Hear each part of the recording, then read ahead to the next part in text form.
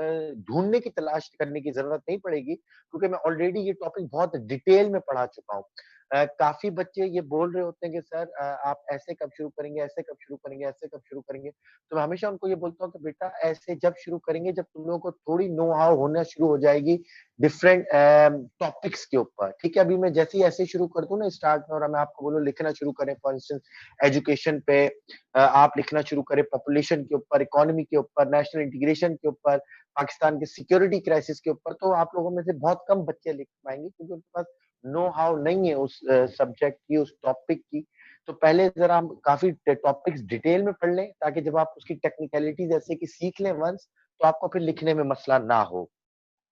तो आज का हमारा जो टॉपिक है वो है नेशनल इंटीग्रेशन पूरा डिटेल में हम पढ़ेंगे कि what is national integration, what is the concept of national integration, crisis of national integration since Inception.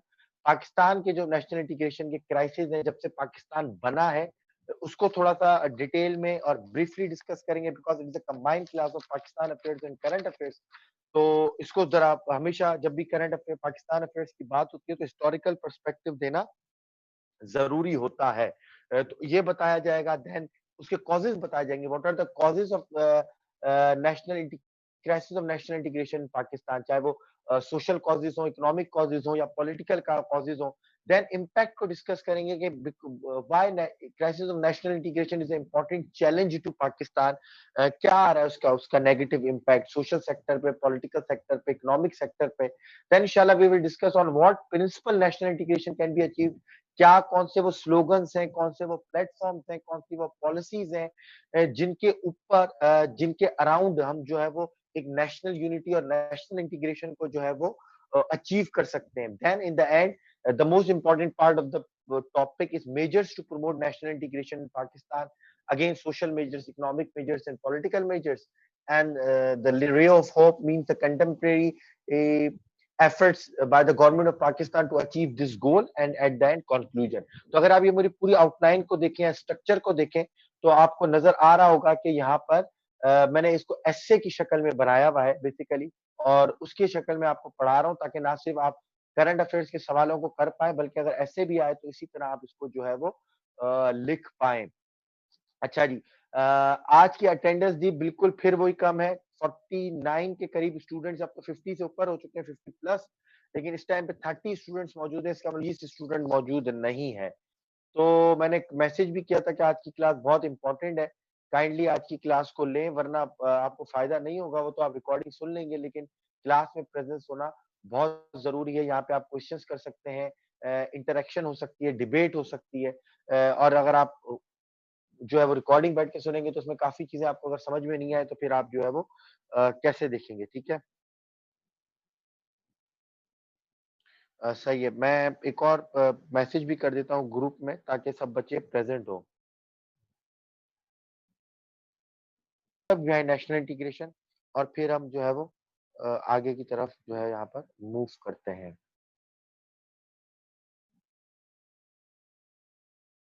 अच्छा, चलें जी, अच्छा आज कुछ नए बच्चे स्टूडेंट्स भी मौजूद हैं मेरे ख़्याल में, क्योंकि मैंने उनको बोला था कि वो मौजूद रहें तो थोड़ा 2 मिनट उनसे मैं बोलकर फिर मैं आगे बढ़ना शुरू कर देता हूँ। अगर यहाँ पे कोई न्यू स्टूडेंट है तो अच्छा, गैलेक्सी J5 जो भी है जी काइंडली अपना नाम चेंज कर लें। यहाँ पर मुझे आपका नाम नज़र आना चाहिए, गैलेक्सी और आईफ़ोन और सैमसंग के नाम से कोई भी ना हो, और इसको आप नाम चेंज करें 5 मिनट के अंदर, वरना जो है वो हम जो है हमारी एक पॉलिसी है कि फिर हम उसको क्लास में रहने नहीं देते। तो काइंडली आप अपना नाम चेंज कर दें गैलेक्सी J5 से, जो भी आपका रियल नेम है तो। ओप्पो A5 से भी कोई मौजूद है जी, ये भी चेंज करें आप। एक और स्टूडेंट्स मौजूद हैं, उनका भी नाम नहीं आ रहा, एक सिंबल आ रहा है, काइंडली ये भी अपना नाम सही करें। मैं 10 मिनट बाद दोबारा देखूँगा, अगर यही हुआ तो फिर मैं आपको क्लास से जो है वो आपको अनफॉर्च्यूनेटली बाहर जाना पड़ेगा। चलें जी, अपना नाम सब लोग अपने क्लियर नाम से मौजूद हो, वरना जो है वो मसला होता है, बीच में अगर कोई डिस्टर्बेंस हुई तो हमें नहीं पता चल पाएगा कि कौन डिस्टर्बेंस कर रहा है। अच्छा। जी, कि वॉइस सबको क्लियर है, अगर किसी को क्लियर वॉइस नहीं है तो इसका मतलब उसका मसला है। मैं बहुत दफ़ा ये चीज़ पूछ चुका हूँ। अच्छा, चलें जी, concept of national integration, what is mean by national integration? National integration is the awareness of common identity among the citizens of a country। नेशनल इंटीग्रेशन का मतलब है कि तमाम जो सिटीजन्स है कंट्री के, no matter where in which region they live, कोई से भी रीजन में वो रहें, irrespective of their language, irrespective of their caste, irrespective of their gender, irrespective of their ethnicity, जो है वो वहां पर, उसके अलावा उसके बावजूद जो है वो एक कॉमन आइडेंटिटी होनी चाहिए उनके दरमियान ये अवेयरनेस होनी चाहिए कि हमारी जो आइडेंटिटी है वो कॉमन है डिस्पाइट द डिफरेंसेस। ठीक है, अब वो कॉमन आइडेंटिटी किन-किन बुनियाद पे हो सकती है, वो हम देखेंगे किन-किन बुनियाद पे हो सकती है। But national integration is awareness of common identities among the citizens of a country. It means though we belong to different castes, religions, regions, and speak different languages, we recognize the fact that we are all one. चाहे हम किसी भी cast से ताल्लुक रखें, religion से ताल्लुक रखें, रीजन से ताल्लुक रखें, लेकिन जो है ये हम बात एक्सेप्ट करते हैं, इस बात को मानते हैं कि हम एक हैं। अगर ये वाली फीलिंग है, तो इसका मतलब एक नेशंस के अंदर, एक कंट्री के अंदर जी नेशनल इंटीग्रेशन बहुत ज़्यादा स्ट्रॉन्ग है। This type of integration is very strong in a building of a strong and prosperous nation. इस तरह की जो नेशनल इंटीग्रेशन है जी, वो बहुत इम्पोर्टेंट है। अच्छा जी, Mohammad Hashim, thank you very much, आपने मुझे रिकॉर्डिंग का याद दिला दिया। वरना जो है मैं अक्सर भूल जाता हूँ। चलें जी, रिकॉर्ड ऑन द क्लाउड। अच्छा, नेशनल इंटीग्रेशन क्या है जी? अवेयरनेस है, common identity among the citizen, कि आप डिफरेंट लैंग्वेजेस बोलें, चाहे डिफरेंट रीजन से ताल्लुक रखें, इतनी सिटी से ताल्लुक रखें, कास्ट से ताल्लुक रखें, बट आप ये रिकॉग्नाइज कर रहे होते हैं कि आप सब एक हैं। इस तरह की जी नेशनल इंटीग्रेशन बहुत ज्यादा स्ट्रॉन्ग है किसी भी प्रॉस्परस नेशन के लिए। But unfortunately in Pakistan we have been facing the crisis of national integration since the day Pakistan was created in 1947 and 14 August of 1947। National integration एक कंट्री को यूनाइट रखने के लिए बहुत इंपॉर्टेंट होती है, पॉलिसीज के इम्प्लीमेंट के लिए बहुत इंपॉर्टेंट होती है, कोई नेशनल क्राइसिस आता है उसको लड़ने के लिए बहुत इंपॉर्टेंट होती है। बट अनफॉर्चुनेटली हमारे जो है वो शुरू से लेकर अभी तक जो है वो नेशनल इंटीग्रेशन का मसला है। और नेशनल इंटीग्रेशन की जो 70 इयर्स, मोर देन 70 इयर्स का जो सबसे डार्क एपिसोड है नेशनल इंटीग्रेशन का, वो आप सब लोगों को पता है, वो है आपका the fall of east Pakistan और द फॉल ऑफ जो बांग्लादेश बना, या फॉल ऑफ ढाका जिसे कहा जाता है, जिसे ढाका कहा जाता है, वो सबसे ज्यादा डार्क एपिसोड है। उसकी वजह यही थी कि नेशनल इंटीग्रेशन जो है वो 22 पे कर दिएगा इसको। नेशनल इंटीग्रेशन जो है वो उसके अंदर क्राइसिस थे। अब जरा हम ये पढ़ते हैं, the crisis of national integration Pakistan since Inception. Pakistan के क्राइसिस ऑफ नेशनल इंटीग्रेशन किस किस तरह के हैं जब से पाकिस्तान बना है। अच्छा, पहले यहाँ पे रुकते हैं। एक चीज बोली जाती है, अगर किसी ने पाकिस्तान की हिस्ट्री सही से पढ़ी हो, गौर से पढ़ी हो, काफी बुक से पढ़ी हो, डिफरेंट जो है वो क्रिटिकल एनालिसिस की जो स्ट्रॉन्ग बुक्स है उनकी उनसे पढ़ी हो, तो आपको एक पाकिस्तान की हिस्ट्री में एक जो है वो पिक्यूलर फैक्ट नजर आएगा। एक अजीब सा फैक्ट है कि the thing which unite the Muslims of India on one platform, the religion has lost its value, its worth, and its power to unite the same masses just after the creation of Pakistan।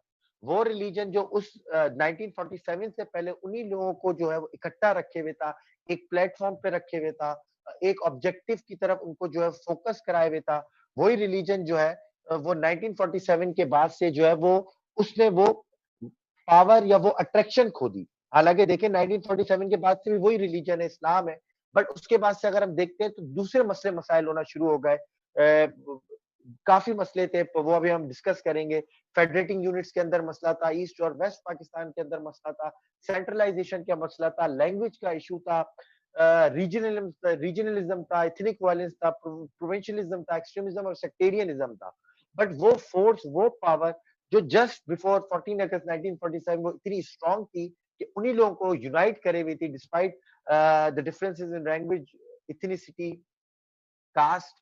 But वही power, वही force जो है just after 1947 अपनी वो power जो है वो जो जिसकी वजह से उन्होंने यूनाइट किया हुआ था मासेस को, वो खो देती है।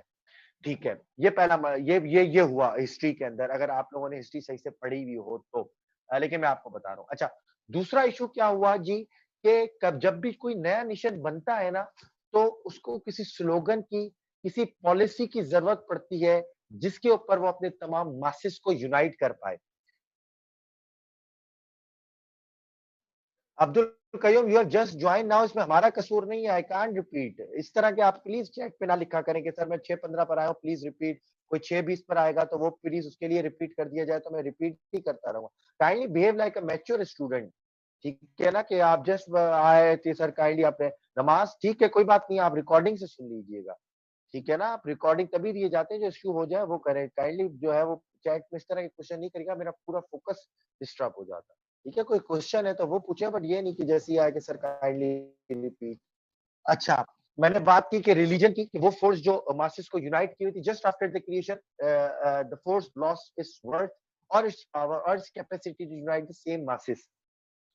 दूसरा पॉइंट मैं इन्हें आपको ये बता रहा हूँ कि किसी भी नेशन को ना यूनाइट करने के लिए जस्ट आफ्टर द क्रिएशन, उसके इनिशियल ईयर्स में कुछ स्लोगन चाहिए होता है, कोई पॉलिसी चाहिए होती है, कोई एजेंडा चाहिए होता है, ताकि जो मासेस हैं, जो डिफरेंट रीजन से, डिफरेंट लैंग्वेजेस से, डिफरेंट इथनिसिटी से बिलोंग कर रहे हैं, उनको यूनाइट रखा जाए। मैं इसकी एग्जांपल दे देता हूँ। फॉर एग्जांपल इंडिया देखें, जैसे ही इंडिया वजूद में आता है 1947 में, the day India was created, the founding fathers of India like Jawaharlal Nehru, उनको पता है कि इंडिया में बहुत ज्यादा डाइवर्सिटी है, इंडिया में डिफरेंट रिलीजन्स हैं, इंडिया में वेरियस लैंग्वेजेस हैं, इंडिया में मल्टीपल इथनिसिटीज हैं, और उनका जो कास्ट सिस्टम है वो तो बहुत ही ज्यादा कॉम्प्लेक्स है। तो उनको पता था कि मुझे कोई ऐसा स्लोगन चाहिए, मुझे कोई ऐसा एजेंडा चाहिए, जिसमें मैं इन तमाम मासेस को, जो कि इतने जहाँ पे डाइवर्सिटी है, उसको मैं यूनाइट कर पाऊँ। तो उन्होंने एक स्लोगन निकाला, उन्होंने एक पॉलिसी निकाली और एजेंडा निकाला, जिसके ऊपर उन्होंने तमाम मासेस को जो है वो यूनाइट किया। उसको हम बोलते हैं सेक्युलरिज्म। ठीक है? उन्होंने सेक्युलरिज्म का नारा लगाया कि आज से इंडिया जो है वो सेक्युलर है। आप जिस किसी भी लैंग्वेज से बिलोंग करते हैं, एथनिसिटी से बिलोंग करते हैं, रिलीजन से बिलोंग करते हैं, एरिया से बिलोंग करते हैं, इससे हमारा कोई ताल्लुक नहीं है। वी आर ऑल इंडियंस, हम सब इंडियंस हैं और हमारा एक ही मकसद है, एक ही ऑब्जेक्टिव है, to prosper and to move forward in the direction of development, prosperity, success. इस तरह की हमारी डायरेक्शन में हमारा जो है वो डायरेक्शन होनी चाहिए। और हम जो है सेक्युलरिज्म है, किसी की कोई भी कास्ट हो या रिलीजन हो, लैंग्वेज हो, हमें उससे लेना देना नहीं है। ये चीज जो है वो इंडिया को बड़ा यूनाइट किया उन्होंने। आज भी अगर आप इंडियंस से मिले ना, तो वो इंडियंस अपने आप को डिफाइन करने में बड़ा प्राउड समझते हैं। आप किसी भी इंडियन से मिले तो वो पहले बोलेगा कि मैं इंडियन हूँ, फिर वो बाद में बताएगा कि वो बंगाली है, बिहारी है, या साउथ पंजाब से ताल्लुक रखता है, या जो है वो पंजाब से ताल्लुक रखता है। तो वो एक आइडेंटिटी दी उन्होंने। इसी तरह अगर आप देखें, अगर आप अमेरिका की बात कर लें, यूनाइटेड स्टेट्स ऑफ अमेरिका, अगर यूएस हिस्ट्री में इंशाल्लाह हम उसमें भी डिटेल में पढ़ेंगे कि जब 1776 में United states of America establish हुआ, तो वहां पर भी डिफरेंट इथनिसिटीज के लोग थे। कुछ यूरोप से आए हुए थे, यूरोप के डिफरेंट कंट्रीज से आए हुए थे, इंग्लैंड से, जर्मनी से, दूसरे कंट्रीज से आए हुए थे। कुछ जो है वो वहां के जो है लोकल्स थे, कुछ कैनेडियंस थे, काफी डिफरेंट इथनिसिटीज के लोग थे। जैसे ही 1776 में जो है वो यूनाइटेड स्टेट्स बनता है, या उसके इनिशियल ईयर्स होते हैं, तो वहां पर बोला जाता है कि America is not a country, America is an idea. कि हम जो है ये कंट्री बनाने नहीं जा रहे, हम एक आइडिया बनाने जा रहे हैं। और उसके जो प्रिंसिपल है वो फ्रीडम ऑफ एक्सप्रेशन होंगे, इक्वलिटी होगी, जो है वो रिपब्लिकनिज्म होगा, लिबर्टी होगी, इंडिविजुअल राइट्स होंगे। ये है हमारी वैल्यूज, जिस पर हम कंट्री बनाने जा रहे हैं। ये वैल्यूज नहीं है कि हम जो है वो कोई भी इथनिसिटी का होगा या लैंग्वेज का होगा, उसके दरमियान हम कोई फर्क करेंगे या हम कुछ ऐसी चीज करेंगे। बट उन्होंने एक नया स्लोगन निकाला कि we are not basically going to establish a country, we are going to establish an idea. America is an idea, जिसके ऊपर उन्होंने बोला कि liberty, freedom of expression, republicanism, और इन वैल्यूज के ऊपर उन्होंने अपना कंट्री बनाया, कि शुरू में जिससे उनके मासिस को जो है, वही मासिस जो डिफरेंट इथनिसिटी से बिलोंग करते थे। यूएस हिस्ट्री में बोला जाता है पैट्रियोटिक्स एंड लॉयलिस्ट। बेसिकली दो डिवाइड थी, एक पैट्रियोटिस्ट थे और लॉयलिस्ट थे।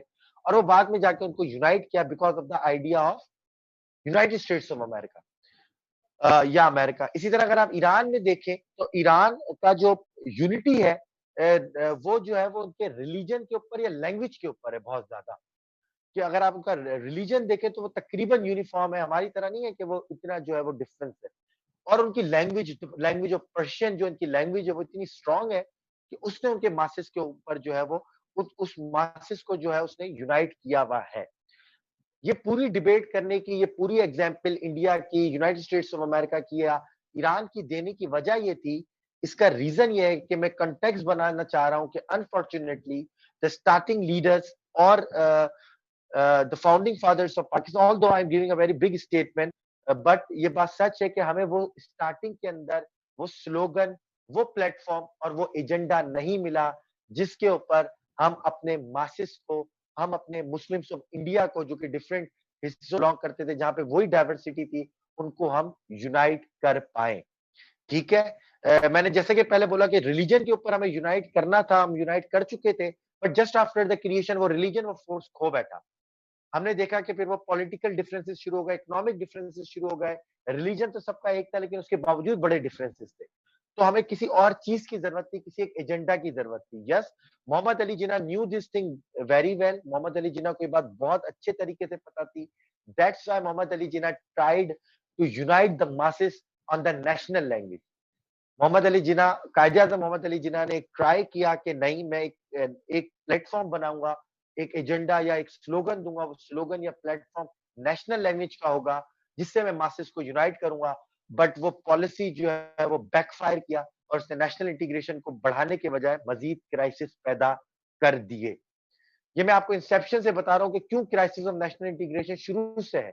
हमारे पास कोई ऐसा स्लोगन नहीं है, कोई ऐसा प्लेटफ़ॉर्म नहीं है, जिसपे हम यूनाइट कर पाएँ लोगों को। अब हम बारी की बारी एक-एक रीज़न पढ़ते हैं जी।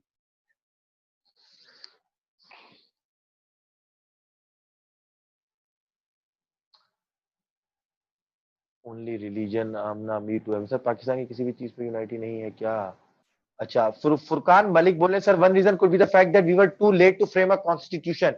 Furqan Malik, frame of the constitution के अंदर जो डिले आया, वो भी इसी वजह से आया कि हम यूनाइट ही नहीं थे ना। हमारे अंदर जो है वो द रोल ऑफ रिलीजन क्या होना चाहिए कॉन्स्टिट्यूशन में, उसमें डिफरेंसेस थे।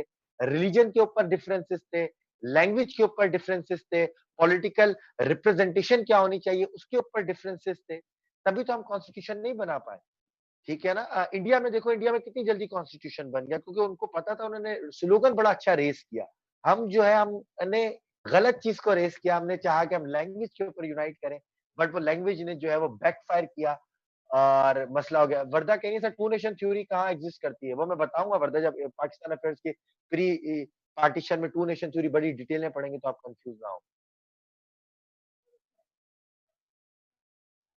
हाँ, हाँ, बताऊँगा, करम करम सबर। ठीक है जी। अच्छा, अब ज़रा प स्टार्टिंग में देख लेते हैं किस-किस जगह, किस-किस तरह नेशनल इंटीग्रेशन के क्राइसिस आए। Crisis of national unity between 2 wings of Pakistan.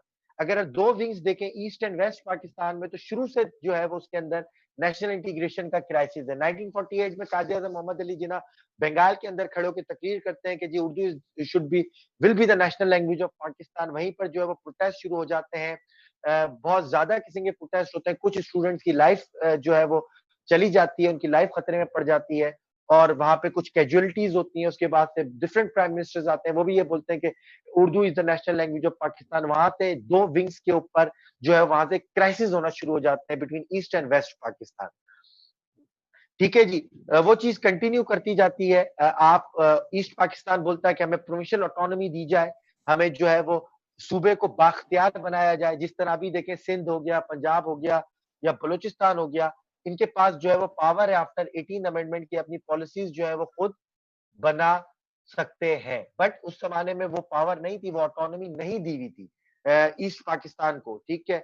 उसके ऊपर नेशनल इंटीग्रेशन के अंदर क्राइसिस थे, वही समझते थे कि वेस्टर्न पाकिस्तान की जो एस्टेब्लिशमेंट है, जहाँ वो उनके जो ब्यूरोक्रेटिक या मिलिट्री एस्टेब्लिशमेंट है, वो हमें डोमिनेट करना चाहती है। ये चीज़ मज़ीद जी साबित, ये मैं तमाम बता रहा हूँ, ज़रा ज़हन में रखना, पूछ सकता है वो पाकिस्तान अफेयर्स के सवाल में कि क्यों नेशनल इंटीग्रेशन के पाकिस्तान की क्राइसिस है सिंस इट्स इंसेप्शन। फिर क्या हुआ, आपने 1955 में बनिस्बत इसके आपको एक पॉलिसी देनी चाहिए थी प्रोविंशियल ऑटोनॉमी की। आपको जो है वो सूबों को बाख्तियार बनाना चाहिए था ताकि नेशनल इंटीग्रेशन मज़ीद बढ़े।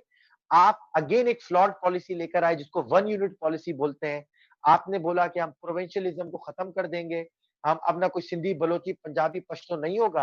अब सिर्फ पाकिस्तान के 2 विंग होंगे, एक विंग कहलाएगा ईस्ट पाकिस्तान, दूसरा विंग कहलाएगा वेस्ट पाकिस्तान। वेस्ट पाकिस्तान का जो कैपिटल है आपने लाहौर बनाया, ईस्ट पाकिस्तान में जो है वो आपने ढाका को कैपिटल बनाया, ठीक है? तो अगेन आपने 2 विंग्स कर दिया, आपने प्रोविंशियलिज़्म को बोला कि हम खत्म करेंगे, इससे बैकलैश हुआ दोनों जगहों पर। अब जो है वो वे ईस्ट पाकिस्तान को ये लगा कि हमारी मेजॉरिटी को काउंटर करने के लिए उन्होंने ये पॉलिसी अपनाई है कि हमारी मेजॉरिटी काउंटर हो जाए और वेस्ट पाकिस्तान के अंदर जो स्मॉलर प्रोविंसेस थे लाइक पंजाब ओ सॉरी सिंध, बलूचिस्तान और केपी, उनको ये लगा कि पंजाब ने हमें डोमिनेट करने के लिए, हमारी ऑटोनॉमी छीनने के लिए, हमारी पॉलिटिकल विल छीनने के लिए, हमारी डिसीजन पावर छीनने के लिए ये काम किया है। क्योंकि एक विंग का मतलब है कि तमाम प्रोविंशियल असेंबली खत्म, ना सिंध में प्रोविंशियल असेंबली, ना केपी के में, ना बलूचिस्तान में, सिर्फ एक ही होगी जो कि वेस्ट पाकिस्तान की होगी और वहां से डिसीजन लिया जाएगा। तो ये चीज आपने की शुरू में जिससे टू विंग्स के अंदर ईस्ट और वेस्ट पाकिस्तान में क्राइसिस ऑफ नेशनल यूनिटी बहुत ज्यादा बढ़ी। जिसका जो सबूत है, इसका जो सबसे बड़ा रेडिकल स्टेटमेंट है, वो फिर आपने देखा कि 1969 और 1970s में मुजीबुर रहमान के 6 पॉइंट्स की सूरत में आया, जो कि एक जिसने फेडरेशन नहीं पाकिस्तान को कॉन्फेडरेशन बनाने के लिए बोला कि 6 पॉइंट्स में वो 6 पॉइंट्स बहुत डिटेल के अंदर है कि उसने क्या क्या बोला और पाकिस्तान के प्री पार्टीशन में इंशाल्लाह डिटेल में पढ़ेंगे, लेकिन उसमें यही बातें थी कि आप हमें जो है वो सेपरेट मनी हमें दे दिया जाए, हमारे पास फॉरेन रिजर्व बैंक सेपरेट हो, हमें अपनी आर्मी बनाने की इजाजत दी जाए, ठीक है, पूरी प्रोविंशियल ऑटोनॉमी होनी चाहिए, पाकिस्तान और ईस्ट और वेस्ट पाकिस्तान में कोई मनी या फॉरेन एक्सचेंज रिजर्व ट्रांसफर नहीं होंगे। तो ये तभी फीलिंग आई जब वहां पे फीलिंग ऑफ डेप्रिविएशन आपने क्रिएट की अपने एक्ट्स की वजह से, चाहे वो लैंग्वेज का इश्यू हो, उर्दू लैंग्वेज, या फिर वन यूनिट पॉलिसी हो। वन यूनिट पॉलिसी के बारे में बोला जाता है the greatest mistakes in the history of Pakistan, एक ग्रेटेस्ट मिस्टेक, एक बिगेस्ट मिस्टेक जो है वो वन यूनिट है। इसके अलावा बहुत सारी दूसरी भी मिस्टेक्स हैं जो हम इंशाल्लाह डिस्कस करते रहेंगे। दूसरा जी क्या मसला हुआ, dispute among provinces over resource allocation. ये भी जी बहुत पुराना मसला है, अभी तक चलता आ रहा है कि जो हमारे प्रोविंसेस है उसके अंदर रिसोर्स एलोकेशन का मसला है, जिसकी वजह से नेशनल इंटीग्रेशन क्रिएट नहीं हो पाती।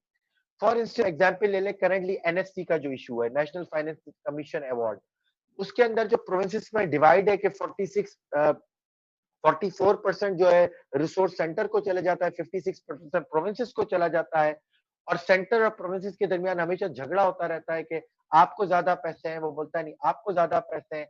अगर आप एनएससी से पहले चले जाएं तो हमेशा छोटे प्रोविंसेस को ये लगता था कि पंजाब उन पर डोमिनेट कर रहा है, और पंजाब जो है वो मेजर रिसोर्सेज भी लेके चला जाता है, मेजर जो है वो सीट्स भी लेके चला जाता है, एलोकेशन भी लेके चला जाता है, ठीक है। तो ये रिसोर्स एलोकेशन भी जी बड़ा डिस्प्यूट है जिससे नेशनल इंटीग्रेशन हर्ट होती है। इसी तरह अगर आप वाटर डिस्प्यूट देखें, यहीं से रिसोर्स एलोकेशन से निकलता है। 1991 में एक अकॉर्ड साइन हुआ था, वाटर अकॉर्ड 1991, उसके ऊपर भी डिफरेंट डिस्प्यूट्स हैं, उसके आर्टिकल्स के भी ऊपर डिफरेंट डिस्प्यूट्स हैं। सिंध ये क्योंकि लोअर रिपेरियन है, पंजाब जो है वो अपर रिपेरियन है, तो सिंध ये समझता है पंजाब जो है वो उसका पानी जो है वो कोई चोरी कर लेता है या डट कर लेता है, और पंजाब का ये कहना है कि क्योंकि सिंध में पानी जाया हो जाता है समंदर में और सिंध हमेशा अपोज करता है डैम बनाने से, तो हम ये जो है वो पानी यूटिलाइज कर लेते हैं। इसके ऊपर मजीद क्या मसले हैं वो हम अपने वाटर क्राइसिस में पढ़ेंगे कि किस किस तरह मजीद इशू है। और डिस्प्यूट अमंग प्रोविंसेस अगर आपको याद हो तो जी, नेचुरल गैस की डिवीजन के ऊपर, डिस्ट्रीब्यूशन के ऊपर बड़ा मसला था during the era of Akbar Khan Bugti के दौर में। वो बोलते थे कि हमारे पास से गैस निकल रही है तो इसके ऊपर पहला हक हमारा है और हमें मिलनी चाहिए। बट अनफॉर्चुनेटली ऐसा नहीं है, बलूचिस्तान की सुई से गैस निकलती है और बलूचिस्तान के कोई 50-60 इलाके में गैस मौजूद नहीं है। तो ये चीजें जो है वो प्रोविंसेस के दरमियान रिफ्ट क्रिएट करती है, सिंध की पंजाब से, बलूचिस्तान की पंजाब से। तो ये चीजें नेशनल इंटीग्रेशन को हर्ट कर रही है। अच्छा, sense of deprivation among small provinces, इसकी भी बात हो गई कि क्यों है sense of deprivation among small provinces का। मैंने एग्जांपल दिया आपको सिंध की, केपीके की।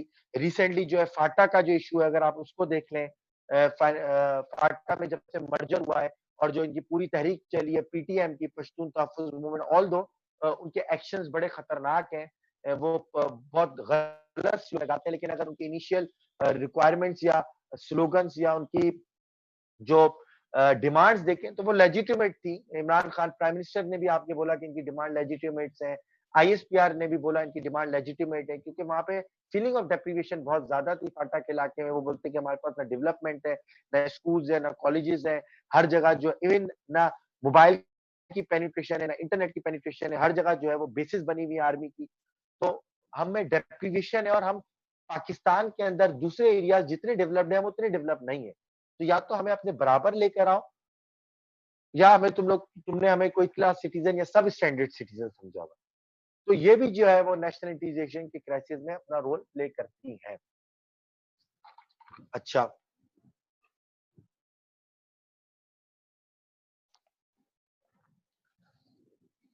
मजीद क्या है जी, वॉइस ऑफ रीजनलिज्म। ये भी बड़ी एक प्रॉब्लम है पाकिस्तान के अंदर कि रीजनलिज्म बड़ा स्ट्रांग है यहाँ पर। आप अक्सर देखते होंगे हज़ारा तहरीक, हज़ारा सूबे का नारा लगने लग जाता है कि जी हज़ारा को एक सूबा बनाया जाए। जब हज़ारा को सूबा बनाने का सोचते हैं तो उसके अंदर से मज़ीद एक हज़ारा जो उनके तमाम जितने भी डिस्ट्रिक्ट्स हैं मुज़फ्फरगढ़ और बडग्राम और दूसरे जितने भी डिस्ट्रिक्ट्स हैं उसको अगर हम जो है वो एबटाबाद उसको हम जब बनाने रीजनलिज्म और बोलते हैं हमें सूबा बनाया जाए हज़ारा तहरीक उसको बनाने शुरू हो जाते हैं तो उसके अंदर से एक नई एथनिसिटी बोलती है कि हमें मज़ीद सूबा बना के दो क्योंकि हम जो है वो हज़ारा से जो है वो अपनी आइडेंटिटी उनसे सिंक्रोनाइज़ नहीं कर पाते। यही मसला अगर आप देखें साउथ पंजाब का है। साउथ पंजाब वाले बोलते हैं हमें अलग सूबा बना के दिया जाए क्योंकि हमारी एथनिसिटी और हमारी जितनी भी जो लैंग्वेज है वो as compare to central Punjab से डिफरेंट है। हज़ारा साउथ पंजाब को जी सूबा बनाने की बात होती है तो साउथ पंजाब में से भावलपुर फिर निकल के आ जाता है कि जी हमें अलग सूबा बना के दिया जाए क्योंकि हमारा हमेशा से सूबा था और हम साउथ पंजाब से हमारी आइडेंटिटी जो है वो डिफरेंट है। तो रीजनलिज्म का बड़ा स्ट्रांग है। अगर आपको पता हो तो 18 अमेंडमेंट के बाद जब एनडब्ल्यूएफपी का नाम हमने चेंज करके केपीके रख दिया, यानी खैबर पख्तूनख्वा रख दिया, उसके बाद से हज़ारा तहरीक बड़ी स्ट्रांग हुई। उन्होंने बोला कि ये जो आपने पख्तूनख्वा का टैग लगाया है प्रोविंसेस के अंदर क्योंकि हमारी आइडेंटिटी पख्तून नहीं है, हमारी आइडेंटिटी हज़ारा है, तो या तो नाम चेंज करो या हमें अपना अलग सूबा बना के दो। इतना स्ट्रांग हमारे पास रीजनलिज्म और प्रोविंशियलिज्म है। सिंध की मिसाल आपके सामने है, अर्बन रूरल सिंध की डिवाइड आपके सामने है कि अर्बन एरियाज के लोगों ने पार्टिकुलरली ये एक्सेप्ट ही नहीं किया अभी तक कि वो सिंध की आइडेंटिटी के साथ, ठीक है? वो बोलते नहीं कराची हाइट्स है और हम कराची हाइट्स को जो है वो अलग सूबा होना चाहिए और सिंध को अलग सूबा होना चाहिए। इसकी सिंपल मिसाल ये है कि अगर आप इंटीरियर से जो है वो कराची आए कभी तो पहला क्वेश्चन ये होता है कि आप जो है वो सिंध से आए। Basically you are standing in the provinces and you are asking someone ask you कि आप सिंध से आए। ठीक है? तो ये जो आइडेंटिटीज का क्लैश है ये जी बहुत ज़्यादा स्ट्रॉन्ग है, कि लोगों ने एक्सेप्ट ही नहीं किया हुआ, अभी तक वो अपनी रीजन के थ्रू अपनी चीज़ों को डिफाइन कर रहे होते हैं। वो जो नेशनल इंटीग्रेशन वाला कॉन्सेप्ट है, जो कि मैंने डेफिनिशन में बताया था कि despite we are belonging different caste regions and speak different languages, we recognise the fact that we are all one, but unfortunately हमने वो अभी तक रिकॉग्नाइज नहीं किया हुआ। अभी भी अगर आप पूछे ना तो पाकिस्तान से पहले वो बताएँगे सिंधी, पंजाबी, पश्तो और डिफरेंट लैंग्वेजेस और उसके ऊपर वो ज़्यादा प्राउड फील करेंगे बनिस्बत इसके कि वो पाकिस्तान के ऊपर प्राउड फील करें। सेक्टेरियनिज़्म एंड रिलिजियस एक्सट्रीमिज़्म जी ये बहुत ज़्यादा स्ट्रॉन्ग बात है। सेक्टेरियनिज़्म और रिलिजियस एक्सट्रीमिज़्म जो है, इसने भी जी नेशनल इंटीग्रेशन को बड़ा जो है वो इम्पैक्ट किया है। बड़ा जो है वो नेगेटिवली एडवर्स इम्पैक्ट्स क्रिएट किए हैं। अभी वो पूछ रही थी मुझसे कोई स्टूडेंट के सर पाकिस्तानी बोले कि मुसलमान बोले।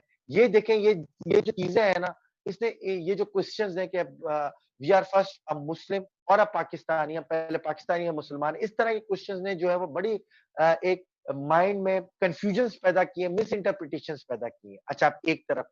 दूसरी तरफ वो पॉलिटिकल पार्टीज़ या वो रिलीजियस पार्टीज़ जो ये बोलती हैं कि नेशन स्टेट का सिस्टम दुनिया में है ही नहीं, इस्लाम में नेशन स्टेट सिस्टम का है ही नहीं। इस्लाम में तो उम्मा का जो है वो कॉन्सेप्ट है। तो अगर आप उम्मा के कॉन्सेप्ट पे चले जाते हैं और नेशन स्टेट सिस्टम को छोड़ देते हैं, तो फिर पाकिस्तान की जो हैसियत है, पाकिस्तान की जो लेजिटिमेसी है, द नेशन स्टेट सिस्टम जो है पाकिस्तान एक कंट्री है वो खत्म हो जाती है। ठीक है ना? तो वो रिलीजियस पार्टीज़ और एक्सट्रीमिज़्म और सेक्टेरियनिज़्म का इसमें बहुत ज़्यादा रोल है क्योंकि वो बोलते हैं कि हम उम्मा का कॉन्सेप्ट है जी, नेशन स्टेट सिस्टम को हम नहीं मानते। जी, अगर आप नेशन स्टेट सिस्टम को नहीं मानते तो जी इसका मतलब आप पाकिस्तान को नहीं मानते, उसकी लेजिटिमेसी को, उसके जो है वो उसको आप रिकॉग्नाइज़ नहीं करते। और जब आप पाकिस्तान को रिकॉग्नाइज़ नहीं करते और उम्मा के कॉन्सेप्ट को मानते हैं, जो कि आप पता नहीं कहाँ है उम्मा का कॉन्सेप्ट, मुझे नहीं पता कि कौन-सा किस जगह उम्मा मौजूद है मुसलमानों की, बट ये स्लोगन ही बाकी बचा है। तो आप यानी पाकिस्तान को रिजेक्ट कर रहे हैं और जिनके लिए आप उम्मा का जी स्लोगन निकाल रहे हैं, चाहे वो सऊदी अरब हो गए या गल्फ कंट्रीज़ हो गए, वो बोलते हैं जी कोई उम्मा कॉन्सेप्ट नहीं है जी, नेशन स्टेट का कॉन्सेप्ट है और हमारा मुल्क है और हम ही इसके ऊपर जो है वो रूल करेंगे। ठीक है ना? तो ये कन्फ्यूजन्स, ये मिस इंटरप्रिटेशंस, ये साइकोलॉजिकल इंजीनियरिंग जो यूथ की होती है और उनको इस बारे में कन्फ्यूज़ कर दिया जाता है, इसकी वजह से भी जी नेशनल इंटीग्रेशन आपकी बहुत ज़्यादा क्राइसिस पैदा हुए उसके अंदर, बहुत ज़्यादा चैलेंजेस पैदा हुए और यही वजह है कि शुरू से लेकर 1947 से लेकर 2020 तक, अभी तक हम कन्फ्यूज़्ड हैं कि हमें किस स्लोगन पे जो है जी वो मासेस को यूनाइट करना चाहिए। कभी हम लैंग्वेज पे करते हैं, बैकलैश आ जाता है, रिलीजन पे करते हैं, बैकलैश आ जाता है। कभी हम वन यूनिट पॉलिसी की तरफ चले जाते हैं, सेंट्रलाइजेशन की तरफ चले जाते हैं कि प्रोविंसेस को खत्म कर दें, वहाँ पर बैकलैश आ जाता है। हमने प्रोविंसेस के रिसोर्स की एलोकेशन सही नहीं की हुई। दैट्स व्हाई ये पूरा नेशनल इंटीग्रेशन का एक क्राइसिस मौजूद है। आपके कुछ क्वेश्चंस और फिर कॉजेस की तरफ जाते हैं।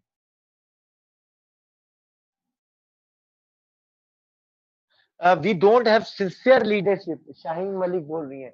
यस, लीडरशिप का वैक्यूम भी एक रोल प्ले किया है इसके अंदर नेशनल इंटीग्रेशन के क्राइसिस के अंदर, क्योंकि अगर आप शुरू में देखें तो unfortunately Pakistan lost one of the founding, बल्कि the founding father of Pakistan Mohammad Ali Jinnah, जो उसकी पर्सनैलिटी पे सबको जो है वो भरोसा था, बिलीव था, उनको हमने बहुत जल्दी खो दिया। उसके बाद से जो बाकी की लीडरशिप थी वो इतनी स्ट्रांग नहीं थी कि मासेस को यूनाइट कर पाए। कैन वी मेंशन पीटीएम और फाटा इशू? हाँ, मेंशन कर सकते हैं। मोहम्मद आसिम कराची वाले, अच्छा, historical Islamisation of Zia further deteriorate the situation. जी बिल्कुल, करम अली। मोहम्मद आसिम, अच्छा, शन साजिद अली बोल रहे हैं सोल्यूशन। साजिद सबर करो ना, सब सोल्यूशन ही बताएंगे। आपको ऐसे नहीं जाने दूंगा मैं। पूरी नेशनल इंटीग्रेशन करके, पाकिस्तान को यूनाइट करके, पाकिस्तान का जिंदाबाद का नारा लगा के फिर ये इंशाल्लाह क्लास एंड करेंगे, ठीक है ना? तो सबर। अच्छा जी, कॉजेस के ऊपर आ जाते हैं। कॉजेस क्या है जी नेशनल इंटीग्रेशन के? वर्दा बोल रही है दुगल इम्पैक्ट ऑन नेशन। वर्दा, इस पे जो है वो हुद बॉय ने जो है वो एक बहुत अच्छा आर्टिकल लिखा था, फिर दुगल के ऊपर वो पढ़ लीजिएगा, आपको जो है वो समझ में आ जाएगी। सोशल कॉजेज जी क्या है, क्यों है नेशनल इंटीग्रेशन का क्राइसिस? जब भी सवाल पैदा होगा नेशनल इंटीग्रेशन क्या है, तो आपने पहले क्राइसिस बताने हैं पूरे हिस्ट्री के, फिर आपने उसके कॉजेज बताने हैं। ये मैं पूरी ऐसे की भी बात कर रहा हूँ। सवाल जो भी आता है तो उसके हिसाब से आप लिखेंगे, बट ऐसे में आएगा तो ये तमाम चीजें आपने लिखनी है जी। कॉजेज क्या है जी नेशनल इंटीग्रेशन का? सोशल कॉजेज के ऊपर पहले जाए तो इशू ऑफ लैंग्वेज। पाकिस्तान की तारीख में सबसे बड़ा जो इशू हुआ है वो लैंग्वेज का जी बहुत बड़ा इशू है। शुरू से आप देखें तो पहले बंगाली और उर्दू लैंग्वेज के ऊपर पे इतनी क्लैश थी कि इस लैंग्वेज के इशू ने पूरी इंडिपेंडेंस मूवमेंट जो है ईस्ट पाकिस्तान का, उसकी बेसिस रखी। ईस्ट पाकिस्तान की जो जो सबसे मूवमेंट वजूद में आई है, जो स्टैब्लिश हुई है, वो basically on the basis of language हुई है। ऑल्दो उसके अंदर पॉलिटिकल कॉजेस लाइक, जैसे मैंने बोला, प्रोविंशियल ऑटोनॉमी का जो मसला था वो भी सबसे ज्यादा one of the major causes था उस मूवमेंट के अंदर, बट जो उसको ट्रिगर करने वाली चीज थी वो लैंग्वेज का इशू था, जिसने वहां पे नेशनल इंटीग्रेशन को जो है वो हर्ट किया और उसके ऊपर नेगेटिव जो है वो इम्पैक्ट क्रिएट किया। दूसरा क्या है जी, क्लैश ऑफ सब कल्चर्स। ये भी जी बहुत बड़ा मसला है, जिसके एक बहुत बड़ा कॉज है, जिसकी वजह से ये चीज हो रही है। एग्जाम्पल, कराची की आप एग्जाम्पल ले लें, ठीक है? अगर आप थोड़ा सा पीछे चले जाएं, 2008 से लेके 2013 की बात कर लेते हैं। मेजोरिटी लोग आप में से कराची आइट्स होंगे या नहीं है, मैं तो यही का हूँ। और जो है वो सबको पता, जिसको नहीं भी पता वो सुने जरा। मैं वर्दा आपका क्वेश्चन लेता हूँ। 2008 से लेके 2013 तक की अगर आप बात करें तो आपने देखा होगा कि कराची के अंदर उर्दू स्पीकिंग और पठान और जो है वो उनके अंदर जी बड़ा क्लैश था। ये क्लैश ऑफ सब कल्चर है बेसिकली कराची के अंदर। सब कल्चर कराची में बहुत ज्यादा स्ट्रांग है। इसको अगर मैं सोशलिज्म या सोशोलॉजी की जबान में बोलूं तो ये कहलाया जाता है इथनोसेंट्रिज्म।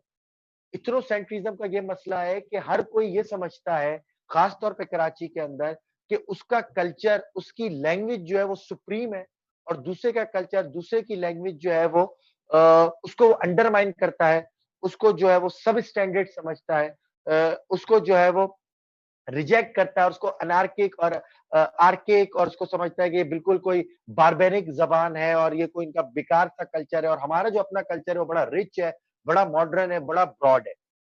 ठीक है? जो ये इथनोसेंट्रिज्म का मसला है कि हर कोई अपने आप को सुपीरियर समझ रहा है, अपनी कल्चर की वैल्यूज को, नॉर्म्स को, लैंग्वेज को सुपीरियर समझ रहा है, और दूसरे की वैल्यूज और नॉर्म्स को जी अंडरमाइन कर रहा है।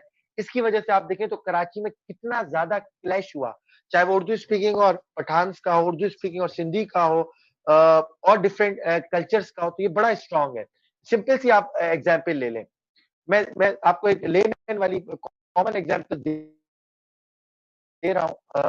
ऑल दो आप एक एग्जाम्पल समझाने के लिए, आप किसी से मिले, वो बोलेंगे कि यार ये पठान पता नहीं कहाँ से आ जाते हैं कराची के अंदर, उन्होंने बड़ा जो है जी गंद फैलाया हुआ है कराची के अंदर कि these people come from the far off regions from Pakistan and Afghanistan and they created a chaos in Karachi and they basically deteriorated the living standard of our city और उन्होंने ये चीज फैलाया हुआ है। ये चीज जो है ये इथनोसेंट्रिज्म है, ये चीज जो है ये xenophobia है, ये चीज जो है ये आपकी नेशनल इंटीग्रेशन को हर्ट करिए क्योंकि आप उनकी आइडेंटिटी को अपनी आइडेंटिटी के साथ मैच नहीं कर पा रहे और आप ये नहीं कह रहे कि वी आर वन डिस्पाइट भली वो उसका जो है वो कोई डिफरेंट रीजन हो या लैंग्वेज हो।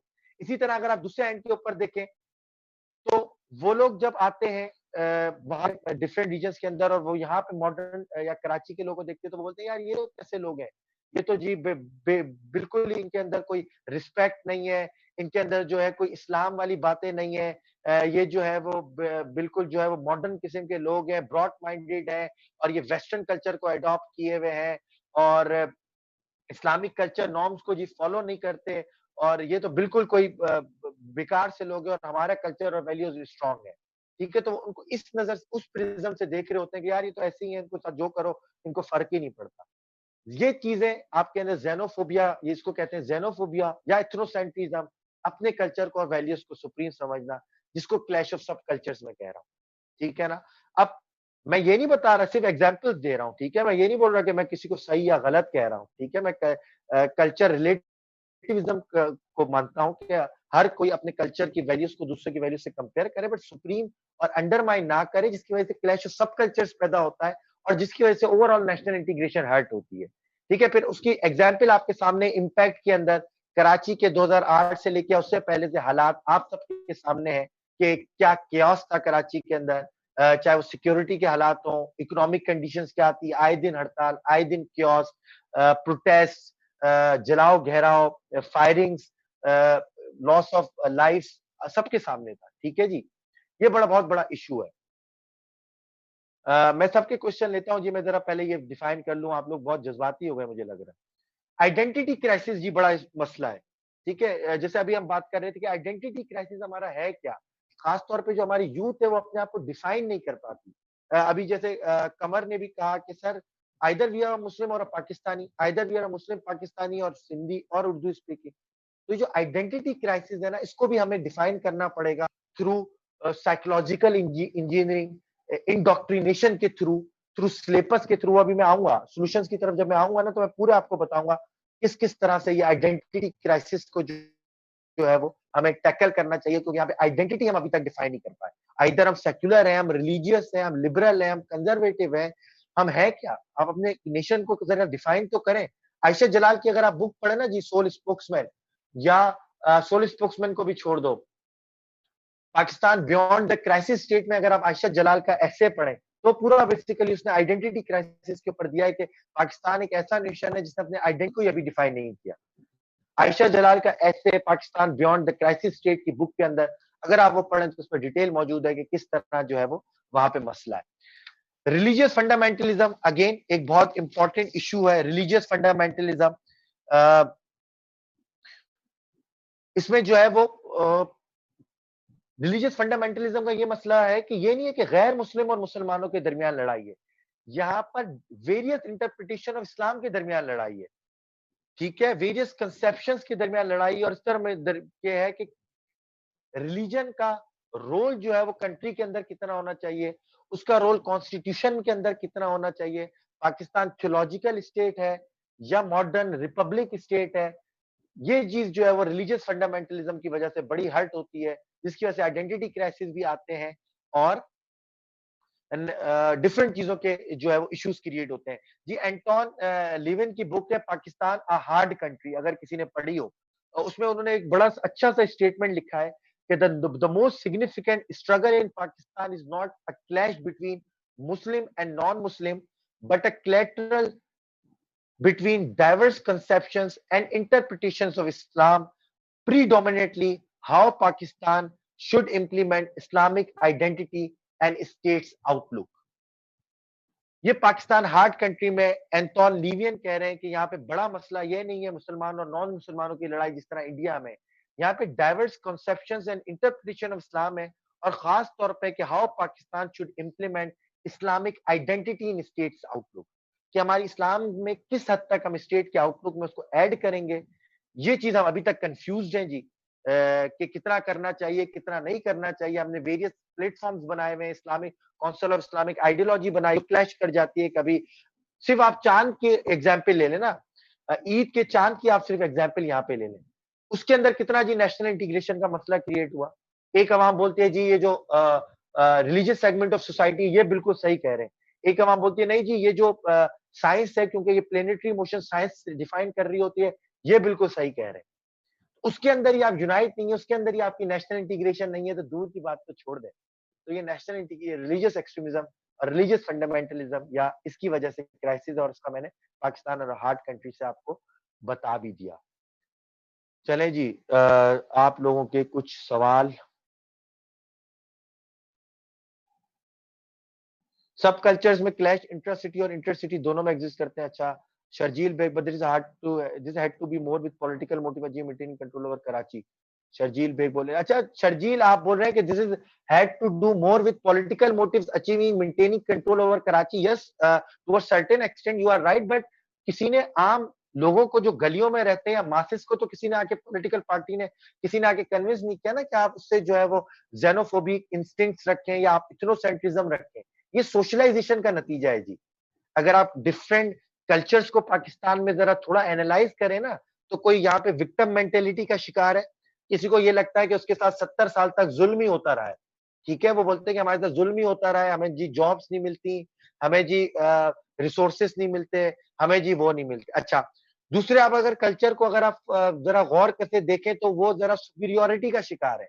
वो बोलते हैं जी यहाँ पर जो भी कुछ है ना, ये हमारा है और ये किसी और चीज़ का नहीं है, और यहाँ पे जो भी है हर चीज़ हमें मिलेगी और यहाँ पे किसी और चीज़ को किसी को कुछ भी नहीं मिलेगा। ठीक है? तो यहाँ पे हमारे हर कल्चर्स के अंदर ज़रा सोशलाइज़ेशंस के बड़े इश्यू हैं। कोई विक्टिम मेंटालिटी है, किसी के अंदर सुपीरियोरिटी कॉम्प्लेक्स है, ठीक है? कोई किसी के अंदर डोमिनेशन इंस्टिंक्ट्स हैं कि भाई हमें ही डोमिनेट करना चाहिए, बाकी जो है वो अ, इस काबिल नहीं है। इसी तरह इंस्टीट्यूशंस के अंदर आप देखें, मैं बताऊँगा वहाँ पर भी ये ज़रा मसला है कि कुछ लोग दूसरे को लेजिटिमेट ही नहीं समझते। Yes, it is certain. It is. It has to do with politics, but as well as the major part of national integration crisis has to do with socialization. जिस तरह आप अपने बच्चे की सोशलाइजेशन करते हैं ना, उसकी मेंटेलिटी उसी तरह क्रिएट होगी। अगर आप उसको बचपन से बता रहे हैं बेटा आपके साथ जुल्म कर रहे हैं, दूसरे लोग आपके साथ जुल्म कर रहे हैं, आपके साथ जुल्म कर, तो बड़ा होके वो यही बोलेगा कि मेरे साथ जी वो देखें जुल्म हो रहा है। ठीक है जी? अगर आप उसको बचपन से बताएँगे कि बेटा सुपीरियॉरिटी कॉम्प्लेक्स है और ये है और वो है, तो उसी तरह होगा। तो आपने सोशलाइज़ेशन को ज़रा बहुत इम्पोर्टेंट तरीके से देखना है, जब भी आप नेशनल इंटीग्रेशन की बात करें। मैं ये बहुत खुलकर बोल रहा हूँ आज, नेशनल इंटीग्रेशन में ऐसा कोई बोलता नहीं है, लेकिन ये बहुत इम्पोर्टेंट टॉपिक है, ना सिर्फ सीएसएस के लिए, ना सिर्फ पीएमएस के लिए, ना सिर्फ एसए के लिए, लेकिन आप लोगों की गाइडेंस के लिए, जिसको तालीम और तरबियत वाला आंसर कहता है, उसके लिए। ठीक है ना, कि इथनोसेंट्रिज्म की तरफ ना जाना, ज़ेनोफोबिया की तरफ ना जाना। Yes, diversity, beauty always lies in diversity. अपनी एथनिक लैंग्वेजेज़, प्रोविंशियल लैंग्वेजेज़ होनी चाहिए, कोई मसला नहीं है। बट उसकी बेसिस के ऊपर किसी और से नफ़रत करना, सुपीरियॉरिटी कॉम्प्लेक्स करना या विक्टिमहुड मेंटालिटी अपना लेना, ये चीज़ें जी बहुत गलत है।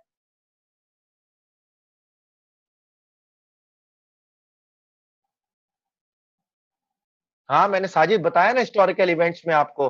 मैंने ईस्ट और वेस्ट पाकिस्तान की बात की, मैंने वन यूनिट पॉलिसी की बात की, मैंने मुजीब के 6 पॉइंट्स की बात की, करम ने जो है वो ज़िया के जो है वो इस्लामाइज़ेशन की बात की, ठीक है ना? तो ये सब चीज़ें मैंने आपको बताई ना, आप भी कर सकते हैं बिल्कुल।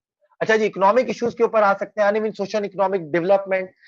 सोशो इकोनॉमिक डेवलपमेंट जी बहुत अनइवन है। इस टाइम पे अगर आप देखें, फॉर एग्ज़ाम्पल पंजाब की आप बात ले लें, तो पंजाब के अंदर जी साउथ पंजाब और जो है वो सेंट्रल पंजाब के दरमियान जो सोशो इकोनॉमिक डिवीजन है, वो बहुत अनफेयर है। 2008 नहीं 2010 के दरमियान पार्लियामेंट में एक पूरी कमेटी बनी थी to form the new provinces of South Punjab. वो अगर रिपोर्ट मेरे पास पड़ी होगी तो मैं आपसे शेयर भी करूँगा, जिसमें साफ लिखा हुआ है कि किस तरह साउथ पंजाब को जो है वो डिप्राइव्ड रखा जाता है और major chunk of economic development जो है वो सेंटर पंजाब पे जो है वो स्पेंड किया गया लास्ट दार 10 से 15 सालों में, चाहे वो पूरी जो है वो आपकी जीटी रोड की पट्टी हो, लाहौर से लेके जी गुजरांवाला तक और फैसलाबाद तक, और जो और जो साउथ पंजाब के रीजन्स हैं, चाहे वो मुल्तान हो गया, भावलपुर हो गया, अ आपका मुज़फ्फरगढ़ हो गया, ये डिप्राइव्ड रीजन्स हैं, जहाँ पे बहुत कम डेवलपमेंट हुई, चाहे वो अच्छा, इसी तरह अगर आप वो देखें, अगर आप साउथ पंजाब को देखें तो साउथ पंजाब की जो पॉपुलेशन है वो 30% ऑफ पंजाब है। इसका मतलब कि उनको जो सिविल सर्विसेज में हिस्सा होना चाहिए वो भी 30% होना चाहिए। बट ऑन ग्राउंड पे उनका हिस्सा जी 5 से 7% से ज्यादा नहीं है। अगेन सारी सीटें जो है वो सेंटर पंजाब ले जाता है। तो सोशो इकोनॉमिक डेवलपमेंट के अंदर जब अनइवननेस होगी, अनबैलेंस होगा, इम्बैलेंस होगा, तो ये तो नेचुरल है कि वहां पे डेप्रीविएशन होगी और वो दूसरे से ज्यादा हेट्रेड रखेंगे, वहां पे यूनिटी के मसले मसाइल होते रहेंगे। ये पॉलिटिकल का कॉज क्या है जी? अनफेडरेशन स्ट्रक्चर ऑफ पाकिस्तान। अनफॉर्चुनेटली ये बड़ा मसला है जी हमारा। पाकिस्तान में एक सूबा जो है वो 3 सूबों से सबसे बड़ा है। ठीक है? पाकिस्तान में जो सूबा पंजाब है या the province of Punjab is bigger than the 3 provinces as far as the population is concerned. अगर आप पार्लियामेंट के अंदर देखें तो नेशनल असेंबली के अंदर एक सूबे की सीटें तमाम तीनों सूबे की सीट्स को मिला दें तो उसकी सीट सबसे ज्यादा है। इसका मतलब अगर आप सिर्फ पंजाब में कैंपेन करते हैं और सिर्फ वहां से जीत जाते हैं, उनके राइट्स की बात करते हैं, वहां का स्लोगन लगाते हैं, तो आपको दूसरे प्रोविंस में कैंपेन करने की जरूरत ही नहीं है। आपको नेशनल इंटीग्रेशन या नेशनल यूनिटी या पाकिस्तान का स्लोगन लगाने की जरूरत ही नहीं है जी। ऐसी बहुत सी पार्टी है, पीएमएल की पार्टीज की अगर आप पुरानी उनकी कैंपेनिंग उठाएं तो काफी जगह उन्होंने ये किया हुआ होता था कि अच्छा अभी भी आप देखें तो पीएमएल कोई सिंध के इंटीरियर में आके कभी भी कैंपेन नहीं करते। इवन कराची में मुश्किल से एक जलसा हो गया तो हो गया, ठीक है ना। केपीके में भी मुश्किल से एक दो जलसे हो गए तो हो गए। उनकी पूरी मेजर कैंपेन जी पंजाब में होती है क्योंकि अनइवन फेडरेशन स्ट्रक्चर है। आप पंजाब की राइट्स की बात करें, वहां के स्लोगन लगाएं, डेवलपमेंट की बात करें, मेजर 100 से ज्यादा आप सीट्स जीते और जी आप अपनी गवर्नमेंट बना लें पाकिस्तान के अंदर। तो फिर नेशनल यूनिटी, नेशनल इंटीग्रेशन किस तरह होगी? अच्छा, फिर दूसरी बात इसी की वजह से अगर आप देखें तो कोई नेशनल लेवल की पॉलिटिकल पार्टी पाकिस्तान में नहीं है। पूरी दुनिया में एक नेशनल लेवल की पार्टीज होती हैं। अगर आप यूएस में देखें तो रिपब्लिकन्स और डेमोक्रेट्स हैं जो पूरे यूनाइटेड स्टेट्स ऑफ अमेरिका में, ठीक है। अगर आप इंडिया की बात करें तो बीजेपी कांग्रेस है जो पूरे इंडिया में है, ठीक है। लेकिन अगर आप पाकिस्तान में बात करें तो पीएमएलएन पंजाब सेंट्रिक पार्टी जी, Peoples Party Parliamentarian Sindh centric party, ANP जो है वो केपीके से जो है वो सेंट्रिक पार्टी हो गई। बलूचिस्तान के अंदर जो ये बीएनपी मैंगल वगैरह ये बलूचिस्तान की इतनी पार्टीज हैं, ये वहां तक शामिल हो गई। अगर आप एमक्यूएम को ले लें तो वो फिर कराची के अर्बन एरियाज तक रिस्ट्रिक्टेड है। तो आपकी पॉलिटिकल कॉजेज में ये भी कॉज है कि आपकी कोई पॉलिटिकल पार्टी नेशनल लेवल की है ही नहीं जो नेशनल लेवल पे एक बात करे। यस, आफ्टर ये जलसे के बाद जो इमरान खान का था उसके बाद से पीटीआई एक ऐसी पार्टी उभरी जिसको आप बोल सकते थे कि यार ये एक ऐसी पार्टी जिसने पूरे पाकिस्तान से वोट लिए, चाहे वो केपीके के अंदर सीट्स हो, बलूचिस्तान में हो या फिर कराची के अंदर इंटीरियर से के अंदर हो या पंजाब के अंदर हो। बट आपकी अगर 70 इयर्स में देखा जाए, पूरी अगर आप तारीख ले लें, apart from the era of Z Bhutto, अगर आप ज़ैड भुट्टो का एरा हटा दें तो कोई ऐसा लीडर नहीं है जिसने ऑल ओवर पाकिस्तान वोट्स लिए हों और उसकी पॉलिटिकल पार्टी जो है उसके अंदर ऑल ओवर पाकिस्तान उसकी कोई पॉपुलैरिटी हो। ठीक है, एक ही वो ज़ैड भुट्टो का टेन्योर था, जिसके बाद ये बोला जाता था कि एक नेशनल लेवल का लीडर आया या जिसने पार्टी बनाई। अपार्ट फ्रॉम दैट उसके बाद जो है वो सब प्रोविंशियल पार्टीज है। जब प्रोविंशियल पार्टीज होंगी तो फिर नेशनल इंटीग्रेशन और नेशनल यूनिटी की बात जी कौन करेगा? ठीक है।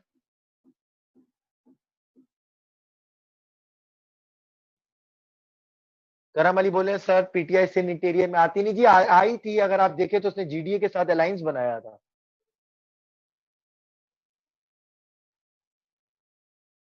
Quota system, Wardha quota system की कभी बात करेंगे, अगर कभी टाइम मिला उस पर डिबेट करेंगे, ठीक है ना। तो कोटा सिस्टम के जी मैं अगेंस्ट नहीं हूँ। I am always in the support of quota system, but आप उसके अगेंस्ट हो भी सकते हैं, उसकी अपनी मेरे पास रीजंस हैं कि क्यों नहीं हूँ मैं अगेंस्ट कोटा सिस्टम के।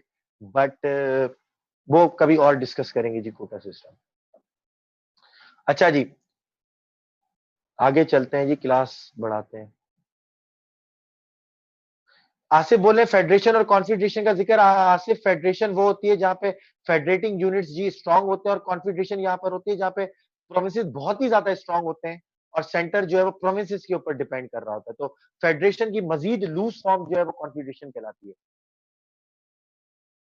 बानो बेनजीर के टेन्योर की बात कर रही है। देखिए बार बार टेन्योर की बात कर सकते हैं तो वो तो हो सकता है, बट हियर एंड देयर अगर आप देखें तो नेशनल लेवल की पार्टी अपार्ट फ्रॉम 1970s की पीपल्स पार्टी के अलावा या अभी करंटली कुछ हद तक पीपीटी उसके अलावा पूरे डीके में आपको कोई, इवन मुस्लिम लीग को अगर आप देखें ना आफ्टर मोहम्मद अली जिना, तो वो भी जो है वो नेशनल लेवल की पार्टी उभर के नहीं आई। वहां पे भी ईस्ट पाकिस्तान में देखें अगर आप तो मुस्लिम लीग ने वोट नहीं लिए। मैं जब पढ़ाऊंगा आपको तो देखिएगा ईस्ट पाकिस्तान में मुस्लिम लीग जो है वो बड़ी बुरी तरह हारी इलेक्शंस के अंदर, ठीक है ना? तो वो भी नेशनल लेवल की पार्टी बन के नहीं उभर पाई। अच्छा, अभी आप साजिद के सवाल पे आ जाते हैं, सर के सॉल्यूशन बता दें बस आप।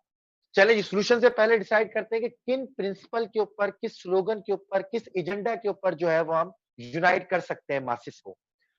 पहला क्वेश्चन, क्या रिलीजन के ऊपर यूनाइट कर सकते हैं? आप बताएं। मेरे ख्याल में जी बिल्कुल आप रिलीजन के ऊपर यूनाइट नहीं कर सकते पाकिस्तान के अंदर। इसकी वजह यह है कि हम इतने सेक्ट्स में बटे हुए हैं, we are divided extremely amongst various sects, और उसके अंदर अगर हम रिलीजन को एज अ बेसिस बनाते हैं to unite the masses, unfortunately वो नहीं बन सकता, कभी भी नहीं बन सकता। बड़े मसले मसाइल क्रिएट हो जाएंगे। करम ने बात की सर, उसकी जियाउल हक की इस्लामाइजेशन की, कि वहां पे एक यूनाइट करने की कोशिश की गई थी इस्लाम के ऊपर, तो आप देखें तो सेक्टेरियनिज्म का बड़ा खतरनाक उस तरह पर एक प्रोसेस चल गया था, जिसने पाकिस्तान की न सिर्फ नेशनल इंटीग्रेशन को बल्कि सिक्योरिटी को बड़ा नुकसान पहुंचा, और अभी तक हम उस एरा के कॉन्सिक्वेंसेस जो है वो फेस कर रहे हैं। तो हम ये रिलीजन को एज अ होल रिलीजन नहीं बना सकते। यस, रिलीजन के अंदर क्या ऐसी बातें हैं जिसको हम बना सकते हैं, वो मैं भी आपको बताता हूँ। ठीक है, क्या हम लैंग्वेज को बना सकते हैं, उर्दू लैंग्वेज को? जी नहीं बना सकते। उर्दू लैंग्वेज को आप नेशनल यूनिटी के लिए, नेशनल इंटीग्रेशन के लिए नहीं बना सकते। जैसा कि मैंने उस दिन भी आपको बोला था, 7 से 9%, 14% लोग जी उर्दू बोलते हैं, तो आप जो है वो उसको अपना स्लोगन नहीं बना सकते। अगर आप उर्दू लैंग्वेज के ऊपर जो है वो नेशनल इंटीग्रेशन करने जाएंगे, तो वहां से बैकलैश इतना स्ट्रांग आएगा कि और मजीद जो है वो क्राइसिस पैदा हो जाएंगे।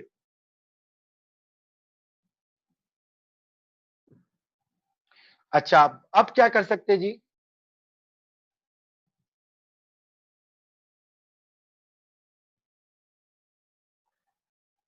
अच्छा, अब किस किस के ऊपर जी हम कर सकते हैं national integration? Socio economic development पे नेशनल इंटीग्रेशन कायम हो सकती है कि हम एक प्रोस्पेरियस पाकिस्तान चाहते हैं, इकोनॉमिक डेवलपमेंट का पाकिस्तान चाहते हैं, एक चार्टर ऑफ इकोनॉमी साइन हो तमाम प्रोविंसेस के दरमियान, तमाम लीडर्स के दरमियान, तमाम पॉलिटिकल पार्टीज के दरमियान, और एक लेआउट बनाया जाए, एक फ्रेमवर्क बनाया जाए, एक स्ट्रक्चर बनाया जाए, जिसमें बोला जाए कि हर डिप्राइव्ड एरियाज के ऊपर इकोनॉमिक डेवलपमेंट होगी, वो लोग जो रिमोट एरियाज है वहां पर इकोनॉमिक डेवलपमेंट होगी, और ये हमारा एजेंडा है, और हम इसकी तरफ मूव करने जा रहे हैं, apart from ethnic languages differences के ऊपर। इसके ऊपर जी हम नेशनल इंटीग्रेशन कायम कर सकते हैं, जो हम एजेंडा बना सकते हैं। ठीक है, फॉर एग्जाम्पल डोनाल्ड ट्रंप ने एक जी स्लोगन लगाया था यूएस के 2016 इलेक्शन के अंदर, के we make America great again. ये एक ऐसा स्लोगन था जिसने पूरी यूनाइटेड स्टेट्स को यूनाइट कर दिया, ताकि चाहे चाहे ब्लैक अमेरिकन हो, चाहे व्हाइट अमेरिकन हो, जिसने पूरी अमेरिकन को यूनाइट कर दिया कि we make America great again. इसी तरह के किसी स्लोगन का, इसी तरह की किसी पॉलिसी का पाकिस्तान को जरूरत है। ये तमाम बातें लिखनी है तुम लोगों ने, ठीक है? ऐसे के अंदर ही मैं ऐसे एग्जाम्पल्स नहीं दे रहा पूरी दुनिया से कि we make America great again, ठीक है? तो इस तरह की जो है वो स्लोगन्स होने चाहिए, पॉलिसीज होनी चाहिए, जिसके ऊपर आप यूनाइट कर पाए। कॉमन गोल्स एंड ऑब्जेक्टिव्स के ऊपर भी कर सकते हैं। फॉर एग्जांपल हमने किया भी कॉमन गोल्स एंड ऑब्जेक्टिव्स के ऊपर, चाहे वो एंटी टेररिज्म एक्टिविटीज हो, एंटी टेररिज्म पॉलिसीज हो, एंटी टेररिज्म हमारे जो है ऑपरेशंस हो, उसके ऊपर आप देखिए नेशनल के यूनिटी क्रिएट की गई, इंटीग्रेशन क्रिएट की गई और हुई। चाहे वो ज़र्ब अज़ब हो, रद्दुल फसाद हो, या नेशनल एक्शन प्लान हो, तमाम पॉलिटिकल पार्टीज बैठी हैं और उसके ऊपर साइन किया गया। तो कॉमन गोल्स और कॉमन ऑब्जेक्टिव्स के ऊपर भी हम कर सकते हैं। कंटेम्परेरी सिनेरियो में अगर आप गौर करें, अगर आप प्राइम मिनिस्टर इमरान खान की स्टेटमेंट देखें, पॉलिसीज देखें, और उनका एक स्टेटमेंट जो वो बार-बार दोहराते हैं, तो अगर आप उसको एनालाइज करें ना, तो basically he is trying to create this slogan a platform to unite the masses of Pakistan. और वो जो उनका स्लोगन है या पॉलिसी है, एजेंडा है ना, जिसके ऊपर वो क्रिएट करना चाहते हैं, मेरी नजर में, मेरे व्यू में, वो है जी द रियासत ऑफ मदीना, जिसकी वो बात करते हैं, द स्टेट ऑफ मदीना, जिसकी वो बात करते हैं कि मैं जो जी पाकिस्तान का मेरा ख्वाब है कि मैं पाकिस्तान को जो है वो स्टेट ऑफ मदीना, जो कि prophet peace be upon him ने बनाई थी, उसके प्रिंसिपल्स के ऊपर बनाऊं, और मैं उसके प्रिंसिपल्स के ऊपर जो है वो इस्टेब्लिश करूं एक modern, welfare, democratic Pakistan basis on the principles, rules and regulations of the state of Medina that was established by the Prophet peace be upon him. अब ये जो स्लोगन है ना रियासत और मदीना वाला, यहाँ पर किसी बहुत कम डिफरेंस ऑफ ओपिनियन है। चाहे कोई से भी सेक्ट से ताल्लुक रखे बंदा, चाहे किसी भी ज़बान से ताल्लुक रखे, चाहे किसी से भी ताल्लुक रखे, इवन कोई नॉन मुस्लिम भी हो, वो भी जब स्टेट ऑफ मदीना के प्रिंसिपल्स को पढ़ता है ना, वो बोलता है कि जी ये बहुत अच्छा स्लोगन है, इसके ऊपर हम रेडी हैं, इसके ऊपर कोई भी पॉलिसी आती है, कोई भी एक्शन आता है, कोई भी एक्ट आता है, तो हम जी इसके ऊपर रेडी हैं। तो ये जो स्लोगन लगाया ना उन्होंने, यस वो पॉलिटिकल इस्लामिक डिबेट अलग है कि उनकी इंटेंशन क्या है, क्या नहीं है। लेकिन as a student of history, as a student of CSS, मैंने जो एनालाइज़ किया है कि ये जो पूरा स्लोगन है, ये बेसिकली जो है वो मासेस को यूनाइट करने के लिए है, कि एक ऐसा स्लोगन दिया जाए, एक ऐसा प्लेटफ़ॉर्म दिया जाए, जहाँ पे सब एग्री करें, जी रियासत-ए-मदीना हमारा जी फाइनल गोल और ऑब्जेक्टिव क्या है? जी रियासत-ए-मदीना। उसके लिए जी क्या पॉलिसीज़ हैं? जी ये पॉलिसीज़ हैं, ये फ्रेमवर्क है, ये स्ट्रक्चर है और हमें जो है वो मूव करना है, चाहे वो सिंधी हो, बलोची हो, पंजाबी हो, पश्तो हो या कोई से भी सेक्ट से ताल्लुक रखते हो, उसके ऊपर डिफरेंस ऑफ ओपिनियन जी रियासत-ए-मदीना से बहुत कम लोगों को है। यस जो फार लेफ्ट के लोग हैं, जो एक्सट्रीम लेफ्ट पे मौजूद हैं, उनको जी हियर एंड देयर कुछ मसले-मसाइल हो सकते हैं, but majority of the masses 99% of the masses को उस स्लोगन के ऊपर कोई खतरा नहीं है। लास्ट जी बहुत important part, how to promote national integration in Pakistan. किस-किस तरह जी हम नेशनल इंटीग्रेशन ऑफ पाकिस्तान में कर सकते हैं? उससे पहले कुछ क्वेश्चन। जी स्टेट अच्छा यहाँ पे साजिद ये अच्छा सवाल किया तुमने। साजिद ने अच्छा सवाल किया था sir state of Madina require some Islamic rules and regulations of which set rules will be used it's an another issue. Sajid बोल रहे हैं कि सर आप इस्लामिक स्टेट की बात कर रहे हैं, इस्लामिक मदीना की तो वो तो उसमें इस्लामिक रूल्स होंगे।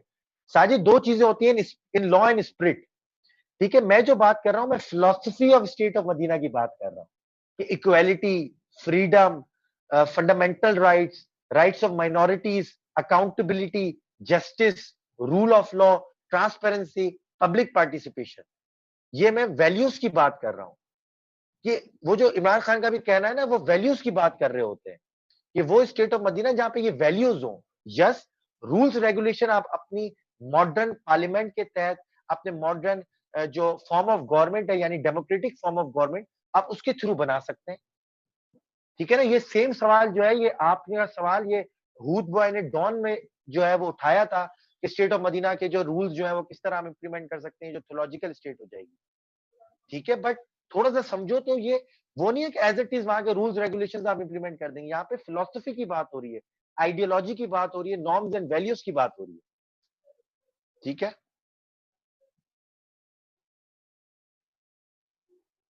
अब मुझे लगा आपको समझ में आ गया होगा मेरी बात। चलिए ये सोशल मेजर्स की बात करते हैं।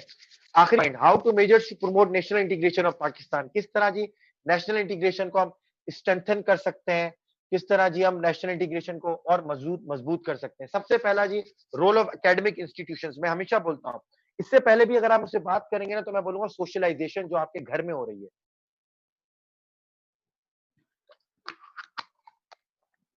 जो प्राइमरी सोशलाइजेशन आपके घर में हो रही है उसमें भी पहले आपने तवज्जो देनी पड़ेगी कि आप अपने बच्चों को क्या सिखा रहे हैं। क्या आप उसको पाकिस्तान की आइडेंटिटी दे रहे हैं या आपको सूबे की आइडेंटिटी दे रहे हैं?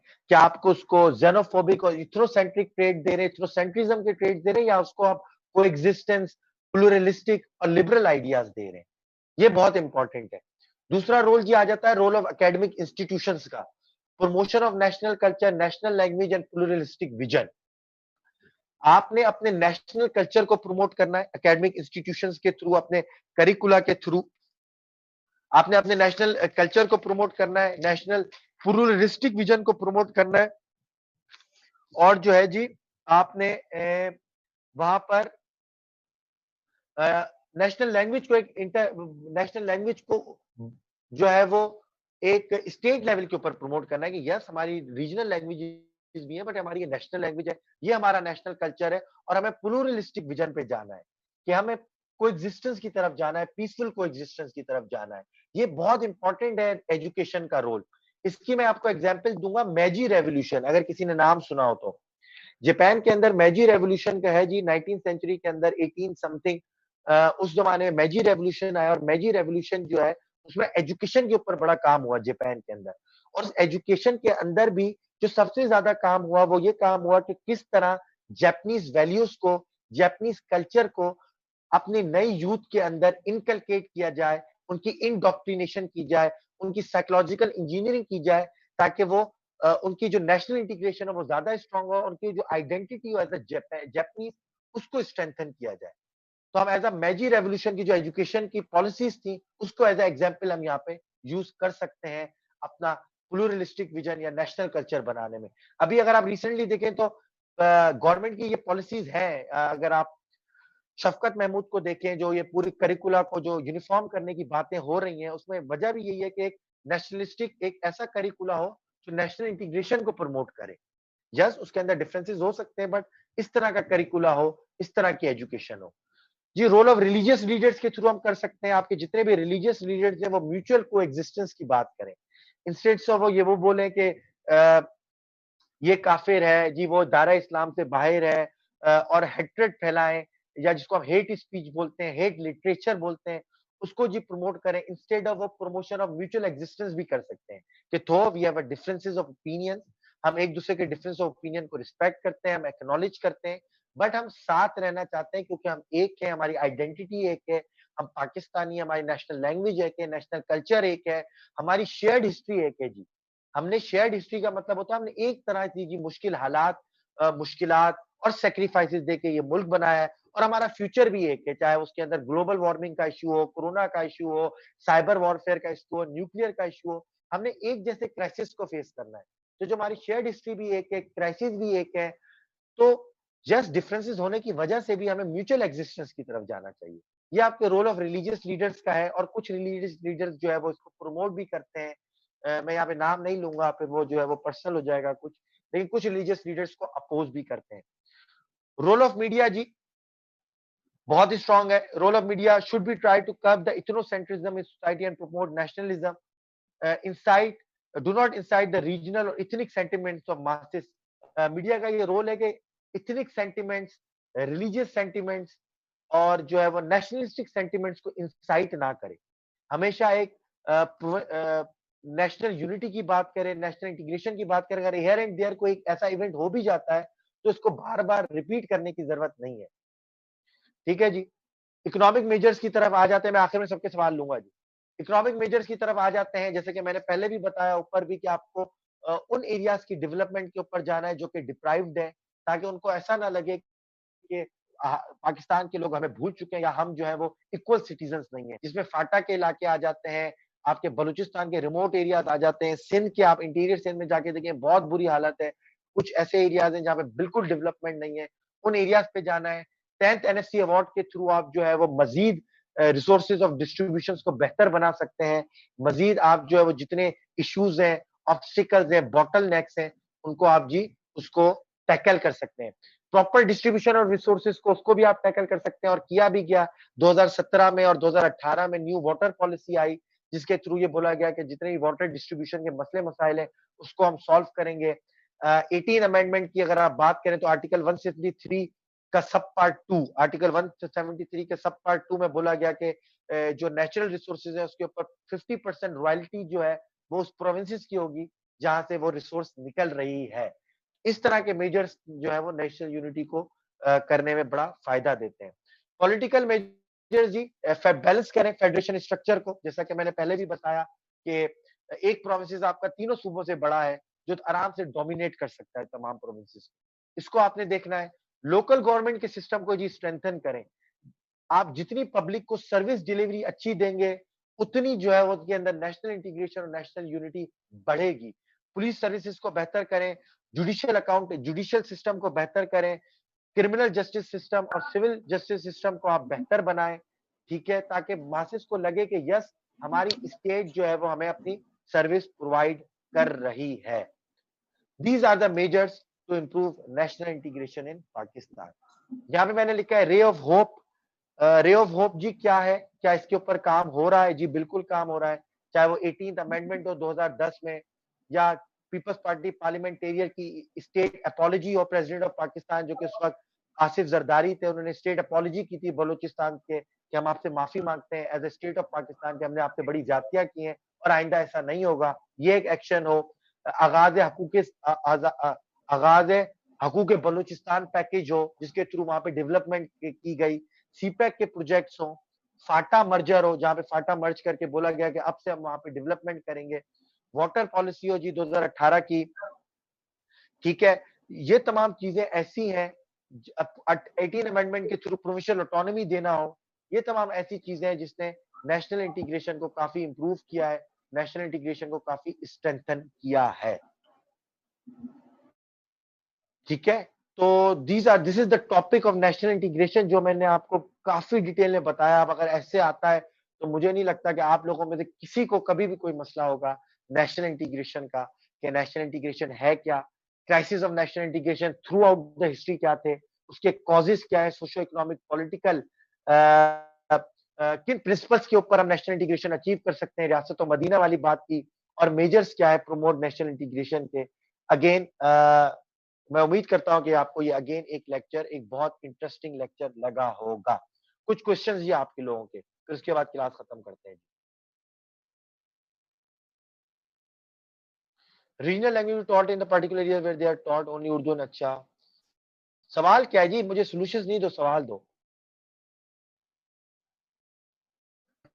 Sir sir I have 2 to 3 questions sir. Sir 2 to हम 3 एक मिनट सबर। नाम क्या है तुम्हारा? सर दानिश। दानिश। 2 to 3 नहीं, कोशिश करो 2 जल्दी से, 2 सवाल जल्दी से पूछो। सर एक तो हमें डिक्टेटरशिप ने हमारी नेशनल इंटीग्रेशन को कैसे हर्ट किया। दूसरा ये है कि हम जैसे कि यूएस में कितने स्टेट्स हैं, उनको मतलब उन्हीं की तरह हमें भी यहाँ पर हक दिया जाए कि मतलब नेशनल लेवल पे भले कोई भी लैंग्वेज हो, लेकिन सूबों को इतना इख्तियार दिया जाए कि वो अपनी मतलब लैंग्वेज को प्रमोट कर सकें। बिल्कुल सही बात बोल रहे हैं। ठीक है, सर और सही है। वोटिंग और भी हम इक्वल कर सकते हैं सर। अगर पंजाब की ज्यादा सीट्स हैं तो हम उसको पूरे पाकिस्तान में इक्वल कर दें, तो वो मतलब इससे भी उसके लिए सेनेट है ना, सेनेट में इक्वल डिस्ट्रीब्यूशन। सर उसके हिसाब से भी सूबों के मतलब तहफ़्फ़ुज़ कम हो जाएंगे। अच्छा चलो, ठीक है, सही है। अच्छा आपने बात की पहला जल्दी से दानिश का सवाल, दानिश बोल रहे थे डिक्टेटरशिप ने कैसे नेशनल इंटीग्रेशन को हर्ट किया। जाने जब भी डिक्टेटरशिप की गवर्नमेंट आती है ना, डिक्टेटर चाहता है कि अपनी जो है वो रूल को लेजिटिमेट किया जाए। अब वो रूल को लेजिटिमेट करने के लिए क्या करता है? इस्लामाइजेशन, ज़िया-उल-हक साहब आए, उन्होंने इस्लामाइजेशन का नारा लगाया और ये बताने की कोशिश की कि मैं इस्लाम फैलाने आया हूँ पाकिस्तान में। उसके थ्रू एक्सट्रीमिज़्म बढ़ा, सेक्टेरियनिज़्म बढ़ा, नेशनल इंटीग्रेशन हर्ट हुई। उन्होंने क्या किया, तमाम पॉलिटिकल पार्टीज़ पे बैन लगा दिया और नॉन पार्टी बेस्ड इलेक्शंस कराए। जब नॉन पार्टी बेस्ड इलेक्शंस कराए, उसका मतलब है वहाँ पे पैसा चला, मैसिव पैसा चला, जो अपने गवर्नमेंट के अपने नुमाइंदे थे, जो पीपल्स के अपने रिप्रेजेंटेटिव्स थे, वो नहीं आ पाए असेंबलीज के अंदर, प्रोविंशियल असेंबलीज के अंदर। इसका मतलब डिक्टेटर जो है वो प्रोविंशियल असेंबलीज को कंट्रोल कर रहा है और जो है वो असल इसकी जो इश्यू है वो नहीं आ पाए। तो वो लोगों को, मासेस को ऐसा लगा कि हम छोटे सूबों के साथ यहाँ पे फिर ज्यादती करना शुरू कर दी। 1955 में अगर आप देखें तो 1 यूनिट ले आए गए जबरदस्ती कि भाई तमाम प्रोविंसेस खत्म है, एक प्रोविंस होगा, कोई प्रोविंशियल असेंबलीज नहीं होंगी और 1 यूनिट पॉलिसी होगी। और अयूब खान ने कंटिन्यूअसली जो है वो 1 यूनिट पॉलिसी को कंटिन्यू किया ताकि जो अपने रूल को स्ट्रेंथन किया जाए। परवेज मुशर्रफ साहब आए, वो 17th अमेंडमेंट लेकर आ गए कि मैं जब चाहूँ किसी भी प्रोविंशियल असेंबली को गवर्नर के तहत जी घर भेज सकता हूँ, मैं जब चाहूँ किसी भी प्राइम मिनिस्टर को घर भेज सकता हूँ। इसने जी नेशनल इंटीग्रेशन को जी बहुत ज्यादा हर्ट किया। दूसरा सवाल आपका ये था कि सीट्स को इक्वल कर दिया जाए। जी ऐसा नहीं हो सकता, उसमें बड़े मसले मसाइल हैं, इसलिए उसके लिए सेनेट बनाई गई है। सेकंड क्वेश्चन जी किसी का है, आसिफ पूछें जल्दी से। सर अस्सलाम वालेकुम। वालेकुम सलाम। सर मेरा ये सवाल था कि हम स्टेट ऑफ मदीना को एज सिंबल क्यों लें, हम रिडिफाइन क्यों नहीं कर सकते अपनी नेशनल आइडेंटिटी? हम दोबारा से हम क्या ले रहे हैं, हम क्यों ले और हम अपनी रीडिफाइन करें नेशनल आइडेंटिटी? जी सर, कैसे आइडेंटिटी करें? क्राइसिस। कैसे करें बताओ ना, क्या करें? नेशनल आइडेंटिटी क्या बनाए अपनी? सर वही तो है, बात से नहीं है वही तो इसमें। मसला है, वही तो जी मसला जी। है ना। देखो नेशनल आइडेंटिटी क्या बनाए, अगर हम बनाते हैं कि हम जो है वो लिबरल है, तो एक ऐसा सेगमेंट बैठा हुआ है जो बोलेगा हम लिबरल नहीं कंजर्वेटिव है। अगर हम बोलते हैं हम रिलीजन को आइडेंटिटी बनाते हैं, तो दूसरा बोलेगा हम रिलीजन को आइडेंटिटी। अच्छा, रिलीजन में फिर कौन सी आइडेंटिटी बनाए, ये बहुत ज्यादा बड़ा मसला है। तो इसलिए हमने कोई ऐसा स्लोगन ढूंढा है, फॉर एग्जाम्पल रियासत तो मदीना वाला हो गया, या अगर तुम मुझसे पूछो तो सोशो इकोनॉमिक डेवलपमेंट का एक बहुत अच्छा स्लोगन है। आप चार्टर ऑफ इकोनॉमी करें, चार्टर ऑफ गवर्नेंस करें और बोले ये हमारे स्लोगन है। फॉर एग्जाम्पल सीपैक, सीपैक पे भी तो आपने यूनिटी की ना, कंसेंसस किया। ठीक है, तो ठीक आप सर। इस तरह की आइडेंटिटी बनाएं। और ये स्लोगन जो इमरान खान के बिल्कुल सही है, सही करते हैं कि वो रियासत मदीना की बात करते हैं, क्योंकि एक मुसलमान का या नॉन मुस्लिम का इस पे डिफरेंस ऑफ ओपिनियन नहीं है, उसके ऊपर आप आसानी से कंसेंसस क्रिएट कर सकते हैं। नेक्स्ट क्वेश्चन जी, राव आपका कोई क्वेश्चन है तो पूछें। अस्सलाम वालेकुम सर। वालेकुम तो सलाम। मेरा क्वेश्चन ये है कि जो आप कह रहे हैं स्लोगन पे अगर हम अपनी पूरी मासेस को यूनाइट करेंगे तो वही पॉपुलिस्ट लीडर आएंगे, इनकॉम्पिटेंट लीडर आएंगे और कुछ नहीं कर सकते इस बारे में, तो फिर पॉपुलिस्ट लीडर्स आएंगे तो यार अब तुम मुझे दूसरी तरफ ड्रैग कर रहे हो। पॉपुलिस्ट लीडर्स आएंगे तो पूरी दुनिया में पॉपुलिस्ट ही लीडर्स आते हैं, ठीक है ना, हमेशा आप ये वही टेन्योर चल रहा है कि पॉपुलिस्ट लीडर्स ही आएंगे, ठीक है, क्योंकि अनफॉर्चुनेटली जो दूसरे लीडर्स हैं वो अपनी लेजिटिमेसी खो बैठे हैं, ठीक है। अगर आप इंडिया में कांग्रेस की बात करें, कांग्रेस पॉपुलर लीडर नहीं मानते, पॉपुलर नारा नहीं लगाते, तो वो देखें वो कभी भी नहीं आ पा रहे ऊपर, क्योंकि उनकी पॉलिसीज के अंदर मसला है। यूएस के अंदर देख लें, अगेन डोनाल्ड ट्रंप ऊपर आ रहे हैं, ठीक है। तो पॉपुलिस्ट लीडर्स अगर आकर national unity, national integration create कर रहा है तो इसके अंदर कोई मसला नहीं है, ठीक है ना, इसके अंदर कोई इश्यू नहीं है। बट ये है कि यस वहां पर कोई इश्यू हो सकता है, वो पॉपुलिज्म के ऊपर हम सेपरेट डिबेट कर सकते हैं कि वहां पे फिर पॉपुलिज्म आएगा नहीं आएगा, या जो तुम बात बोल रहे हो कि रियासत मदीना वाली बात है जस्ट स्लोगन, उसके बाद में आगे जाके मसले मसाइल तो क्रिएट नहीं होंगे, वो बहुत एक डिटेल डिबेट हो जाएगी, ठीक है ना। तो वो अगर आईआर जिसका है तो उसमें पॉपुलिज्म इंशाल्लाह डिस्कस कर लेंगे। कुशाल दास पूछे आप। सर अस्सलाम वालेकुम। मेरा क्वेश्चन ये है कि दो क्वेश्चन है। एक तो आप रियासत जल्दी मदीना जल्दी की बात करते हैं, जी रियासत मदीना, तो वो ट्रायल जो हम जो है इस्लामाइजेशन के दौरान भी जो है ना देख चुके हैं, अफगानिस्तान में जो तालिबान की गवर्नमेंट है वो भी दे सकते हैं। तो मेरा सिंपल ठीक है मोटिव ये है कि इस्लामिक आइडियोलॉजीज के बेसिक बिलीफ्स जो है ना वो इम्प्लीमेंट कैसे किए जा सकते हैं। दूसरा कि हमारी पॉलिसी हमेशा इंडिया से जो कंपेयर करके बनती है, तो हम जो है इंडिया को सिर्फ सिक्योरिटी बेस पे रख के दूसरे जो ऑब्जेक्टिव्स हमारे अचीव करने होते हैं उस पे हमें कैसे काम करना चाहिए, जैसे हमारा एजुकेशन और बेसिक स्ट्रक्चर में जो आ जाता है हमारा पॉलिटिकल सिस्टम। ठीक ठीक है। अच्छा, आपने अफगानिस्तान की बात की कि वहां पर भी है और इस्लामाइजेशन का है, मैं वही बात कर रहा हूँ कि मैं जो इस्लामिक मदीना की बात कर रहा हूँ, मैं उसकी फिलॉसफी की बात कर रहा हूँ। जैसे मैंने बताया, transparency, accountability, rule of law, justice, fundamental rights of minorities में इनकी बात कर रहा हूँ। मैं ये बात नहीं कर रहा कि आप जो है वो बिल्कुल थियोलॉजिकल स्टेट बना दें। दूसरी आपने बात बोली कि हमारी पॉलिसीज जो है वो इंडिया से रिलेटेड बनाई जाती हैं, सेंट्रिक बनाई जाती हैं, सिक्योरिटी सेंट्रिक बनाई जाती हैं। जी, अब दौर चेंज हो चुका है, ठीक है। अब हमारी पॉलिसीज जो है वो अब मल्टी फैसेटेड हो चुकी हैं। वो दौर गया जब हम बिल्कुल फोकस्ड होके एक सिक्योरिटी स्टेट से पॉलिसी बनाते थे। अब हम जियो इकोनॉमिक्स के ऊपर भी मूव कर चुके हैं। अब हम जो है वो बिल्कुल सिक्योरिटी सेंट्रिक पॉलिसीज नहीं बना रहे होते, हम जियो इकोनॉमिक्स, हम अफगानिस्तान के, सेंट्रल एशियन की स्टेट से भी ट्रेड कर रहे होते हैं। तो अब काफी चेंजिंग आ चुका है जी उसके अंदर, वो पॉलिसीज के अंदर। आप न्यू बाजवा डॉक्ट्रिन देखें ना, अगर किसी ने नाम सुना हो बाजवा डॉक्ट्रिन का, तो वो काफी चेंज है, ठीक है। कभी हुआ तो इस पे भी डिस्कस करेंगे। कोई किसी को कोई क्वेश्चन है तो पूछें। सर मेरा एक सवाल है। अस्सलाम वालेकुम। वालेकुम सलाम। फुरकान बात कर रहा हूँ सर। आपने पॉलिटिकल मेजर्स में सॉल्यूशन में आपने बताया कि बैलेंस द फेडरेशन स्ट्रक्चर, जी तो इसमें पंजाब का जैसे शेयर हमेशा ही ज्यादा रहेगा क्योंकि ऑब्वियसली पॉपुलेशन की बेसिस पे होता है, तो नहीं, उनकी उसमें आप सीट्स पंजाब को जो है साउथ पंजाब और सेंट्रल पंजाब में आप डिवाइड कर सकते हैं ना। तो ये इसका सोल्यूशन ना, मतलब फेडरेशन सेक्शन आप, मैंने मकसद ही है कि आप फेडरेशन को, जैसे मैं साउथ पंजाब और सेंट्रल पंजाब की बात की कि साउथ पंजाब डिप्राइव्ड होता जा रहा है, मैंने उसको रिपोर्ट की भी बात की, तुम अगर पढ़ लेना, मेरे पास पढ़ी होगी, मैं दे दूंगा। पार्लियामेंट में पूरी रिपोर्ट बनी है किस तरह साउथ पंजाब को उसके प्रॉपर शेयर नहीं मिल रहा, ठीक है। तो अगर आप छोटे फेडरेटिंग यूनिट्स की तरफ जाते हो तो एक बैलेंस्ड होगा, और ना सिर्फ बैलेंस्ड होगी फेडरेशन, बल्कि सर्विस डिलीवरी भी इंप्रूव होगी। अब वो अलग डिबेट है कि फेडरेटिंग यूनिट्स पाकिस्तान में बन सकते हैं या नहीं बन सकते, वो केओस ज्यादा तो नहीं हो जाएगा, वो एक अलग बहस है, ठीक है ना, कर सकते हैं, वो भी बाद में कर लेंगे। बट आपने बैलेंस हियर एंड देयर करना है कहीं ना कहीं, तो ऐसा नहीं हो सकता कि एक सूबा तीनों पे डोमिनेट कर रहा है आप, और उसकी वजह से कोई नेशनल लेवल की पॉलिटिकल पार्टी नहीं बन पा रही, तो इस तरह का नहीं हो सकता, ठीक है ना। तो आपने कहीं ना कहीं इशू करना है, और एक ये सोल्यूशन हो सकता है। बट यस, क्या न्यू फेडरेटिंग यूनिट्स बनाना आसान है? जी बहुत बनाना आसान नहीं है। वहां पे क्योंकि अगर न्यू प्रोविंसेस का सवाल आता है ना कभी, तो उसके ऊपर भी एक डिसाइड करेंगे, या जब ऐसे पढ़ेंगे ना तो हम एक टॉपिक करेंगे कि न्यू प्रोविंसेस पाकिस्तान में बनाने चाहिए, नहीं जब बनाने चाहिए, और बनाने चाहिए तो किस तरह बन सकते हैं या नहीं बन सकते, तो वो जब हम डिस्कस करेंगे। और कोई क्वेश्चन जी? अस्सलाम वालेकुम सर। सर शाहीन बात कर रही हूँ। जी शाहीन। सर कॉन्स्टिट्यूशन में तो ऑलरेडी हमारी वैल्यूज इस्लामिक वैल्यूज है नहीं, तो पहले इन पे इम्प्लीमेंट नहीं हुआ तो अब क्या होगा? कॉन्स्टिट्यूशन में पहले ही हमारी इस्लामिक वैल्यूज आप क्या बोल रही हैं या नहीं है? सर मौजूद है ना, मतलब जी, बिल्कुल मुझे सही मौजूद है। एग्जैक्ट बिल्कुल, बिल्कुल तो मौजूद है। इस पे पहले इम्प्लीमेंट नहीं हुआ तो अब मतलब वो इस्लामिक स्टेट ऑफ मदीना रियासत मदीना के तहत इम्प्लीमेंट होगा।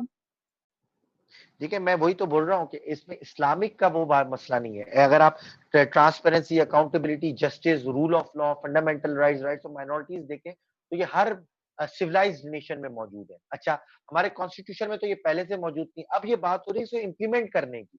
इसको इम्प्लीमेंट करना चाहिए। पाकिस्तान एक सोशल वेलफेयर होना चाहिए, जहाँ पे जो है वो lower state of society, poor state of society की जो है वो हेल्प होनी चाहिए, उनकी हेल्थ फ्री होनी चाहिए, एजुकेशन अच्छी होनी चाहिए, जो हमारे वीक सेगमेंट ऑफ सोसाइटी है उनको प्रोटेक्शन होनी चाहिए, वुमेन्स का जो मसला है, उनके इनहेरिटेंस राइट्स के जो इशू है उनको वो मूल्य पूरे मिलने चाहिए, अकाउंटेबिलिटी बहुत स्ट्रांग होनी चाहिए, जो करप्शन कर रहे हैं या जो मासेस के पैसे को जाया कर रहे हैं उनके ऊपर बहुत सीवियर पनिशमेंट्स होनी चाहिए। तो इसकी इम्प्लीमेंटेशन की बात हो रही है। चीजें तो ऑलरेडी सर जाहिर बातें मौजूद है। सर और डिफेंस को हम स्लोगन बना सकते हैं अपना, मतलब डिफेंस के जरिए कि जी, शाहीन वो उनकी बात बिल्कुल सही थी ना, डिफेंस के स्लोगन 70 साल से बना रहे हैं। ठीक है ना, आप दूसरे मुल्क से डरा कर कब तक जो है वो बातें करते रहेंगे? जब कोई मसला आएगा आप बोलेंगे देखो इंडिया हमला कर देगा तो यूनाइट हो जाओ। लेकिन ये आप और मजीद कब तक करेंगे? ठीक है ना? तो इस तरह से आपको अब आगे बढ़ना पड़ेगा। आपको डिफेंस के स्लोगन से आगे बढ़ना पड़ेगा। जी, लास्ट 2 क्वेश्चंस के बाद से लेक्चर खत्म। सर अस्सलाम वालेकुम। वालेकुम सलाम। सर शर्जील बात कर रहा हूँ सर। सर जी। मैंने आपसे ये पूछना था कि ये जो मेजर्स आपने बताए ये लगते तो बड़े अट्रैक्टिव हैं, सब बातें ठीक हुँ, हैं, लेकिन हुँ। क्या आपके ओपिनियन में एक्चुअली ये कभी अचीव हो सकती है नेशनल इंटीग्रेशन नहीं। In your? देखो बात सुनो कि शर्जील, सीरियसली तुम्हें बताऊं, आपने सीएसएस पास करना है ना, ठीक है। सीएसएस के अंदर आपने कॉपी में ठीक है ये चीजें लिखनी पड़ेंगी, बट तुम्हारा क्वेश्चन बिल्कुल सही है। अगर हम कहीं पर एक डिबेट कर रहे हो किसी कॉफी शॉप पे बैठ के how to implement this solution, उसके अंदर बहुत सारे मसले मसाइल हैं, उसके सारे बहुत ज्यादा इश्यूज हैं। मैंने जैसे तुम्हें बोला ना, सिर्फ प्रोविंसेस के ऊपर ही बात कर लेना कि नए सूबे बनने, लिख तो दिया, अब उसको बनाना किस तरह है, क्या क्या इश्यूज है, तो इतने ज्यादा कॉम्प्लेक्स चीजें हैं कि it is easier said than done. ठीक है, but as far as the exam is concerned, academics are concerned, copy के ऊपर लिखना जो कंसर्न है उसके लिए ये बातें हैं, यही चीजें लिखी जाती हैं, ये स्ट्रॉन्ग पॉइंट्स हैं, बड़ा आपको एक सेपरेट व्यू पॉइंट मिलेगा। But as far as on the ground के लेवल, ग्राउंड के ऊपर जी सिचुएशन चेंज है, उसके अंदर आपने काफी इंट्रिकेसीज को देखना पड़ता है, छोटी छोटी चीजों को देखना पड़ता है और काफी चीजों को देखना पड़ता है। ठीक है ना, तो वो एक सेपरेट डिबेट है। वो शायद अगर तुम इंटरव्यू की तैयारी कर रहे होते ना तो फिर उसमें हम डिबेट कर सकते थे कि यार शर्जील जो है इंटरव्यू की तैयारी कर रहा है सीएसएस के लिए, फिर उससे काउंटर क्वेश्चन किया जा सकता है कि कैसे इंप्लीमेंट करोगे, ये पॉलिसीज को कैसे इंप्लीमेंट करोगे, ये पॉलिसीज अगर ये हो गई तो उसको कैसे इंप्लीमेंट करोगे। वहां पर फिर हम इंप्लीमेंटेशन ऑफ पॉलिसीज के ऊपर जाते हैं। यहाँ पर रिटर्न में हम पॉलिसी फॉर्मेशन के ऊपर जा रहे होते हैं। ठीक है ना, तो इंशाल्लाह जब आप रिटर्न क्लियर करोगे तो फिर उस पर डिबेट कर लेंगे। ठीक last sir, thank you question जी, लास्ट क्वेश्चन जी, अगर किसी के पास है तो फिर खत्म करते हैं। सर जी बोले। बानो बात कर रही हूँ। सर जी ये आपने जो मेजर्स बताए हैं इसमें पहले आपने सोशल मेजर्स बताए फिर इकोनॉमिक, क्या इकोनॉमिक पहले हम लिख सकते हैं कि इकोनॉमिकली अगर इक्वालिटी और जस्टिस फराहम किया जाए उसके बाद फिर हम सोशल पे आए? भाई आपकी मर्जी, अगर आप इकोनॉमिक को पहले जो है इम्पोर्टेंस देती है, सिग्निफिकेंस देती है तो आप लिख सकती हैं, लेकिन मैं जो हूँ पहले जी सोशलाइजेशन को इम्पोर्टेंस देता हूँ कि आप क्या बच्चे को सिखा रहे हैं, क्या आप यूथ को मैसेज डिलीवर कर रहे हैं, किस तरह आप उसको एजुकेशन दे रहे हैं, तो मैं उसको करता हूँ। अगर आप इकोनॉमिक लिखना चाहती हो तो आप इकोनॉमिक लिखें, कोई पॉलिटिकल लिखना चाहते हो तो पॉलिटिकल पहले लिख सकता है, ये आपकी अपनी प्रायोरिटी इकोनॉमिक और इस वे में कि सूबों को उनके जी जी जी हुकूक जी मिल जी जाएं और जी जो जी जी जो आप पहले डिप्राइव्ड लिख एरियाज सकते है उनको जी जी इक्विटी जी जी बेसिस आप पर आगे लाया जाए। जी जी आप पहले लिख सकते हैं, कोई मतलब कोई बड़ा इशू नहीं है। ठीक है ना, चले जी, दैट्स इट। अगेन बहुत मुझे भी आज बड़ा इंटरेस्टिंग लगा कि कम से कम मेरे लिए काफी इंकरेजिंग थी, रिवॉर्डिंग चीज थी कि आप लोगों को बातें समझ में आ रही हैं और आप जो है वो अच्छा एनालिसिस कर रहे हैं। काफी बड़े अच्छे सवाल हुए, फुरकान ने अच्छा सवाल किया, शर्जील ने अच्छा सवाल किया, हेयर एंड देयर बाकी लोगों ने भी काफी अच्छे सवाल किए और बड़ा अच्छा लगा कि आप लोगों को एनालिसिस है, क्रिटिकल एनालिसिस, आप जानते हैं कि हेयर एंड देयर काफी चीजें क्या हो रही है। ठीक है, तो खुशहाल ने बड़ा अच्छा सवाल किया था वो डिफेंस वाला। ठीक है ना, तो again it's interesting session, thank you very much. Notes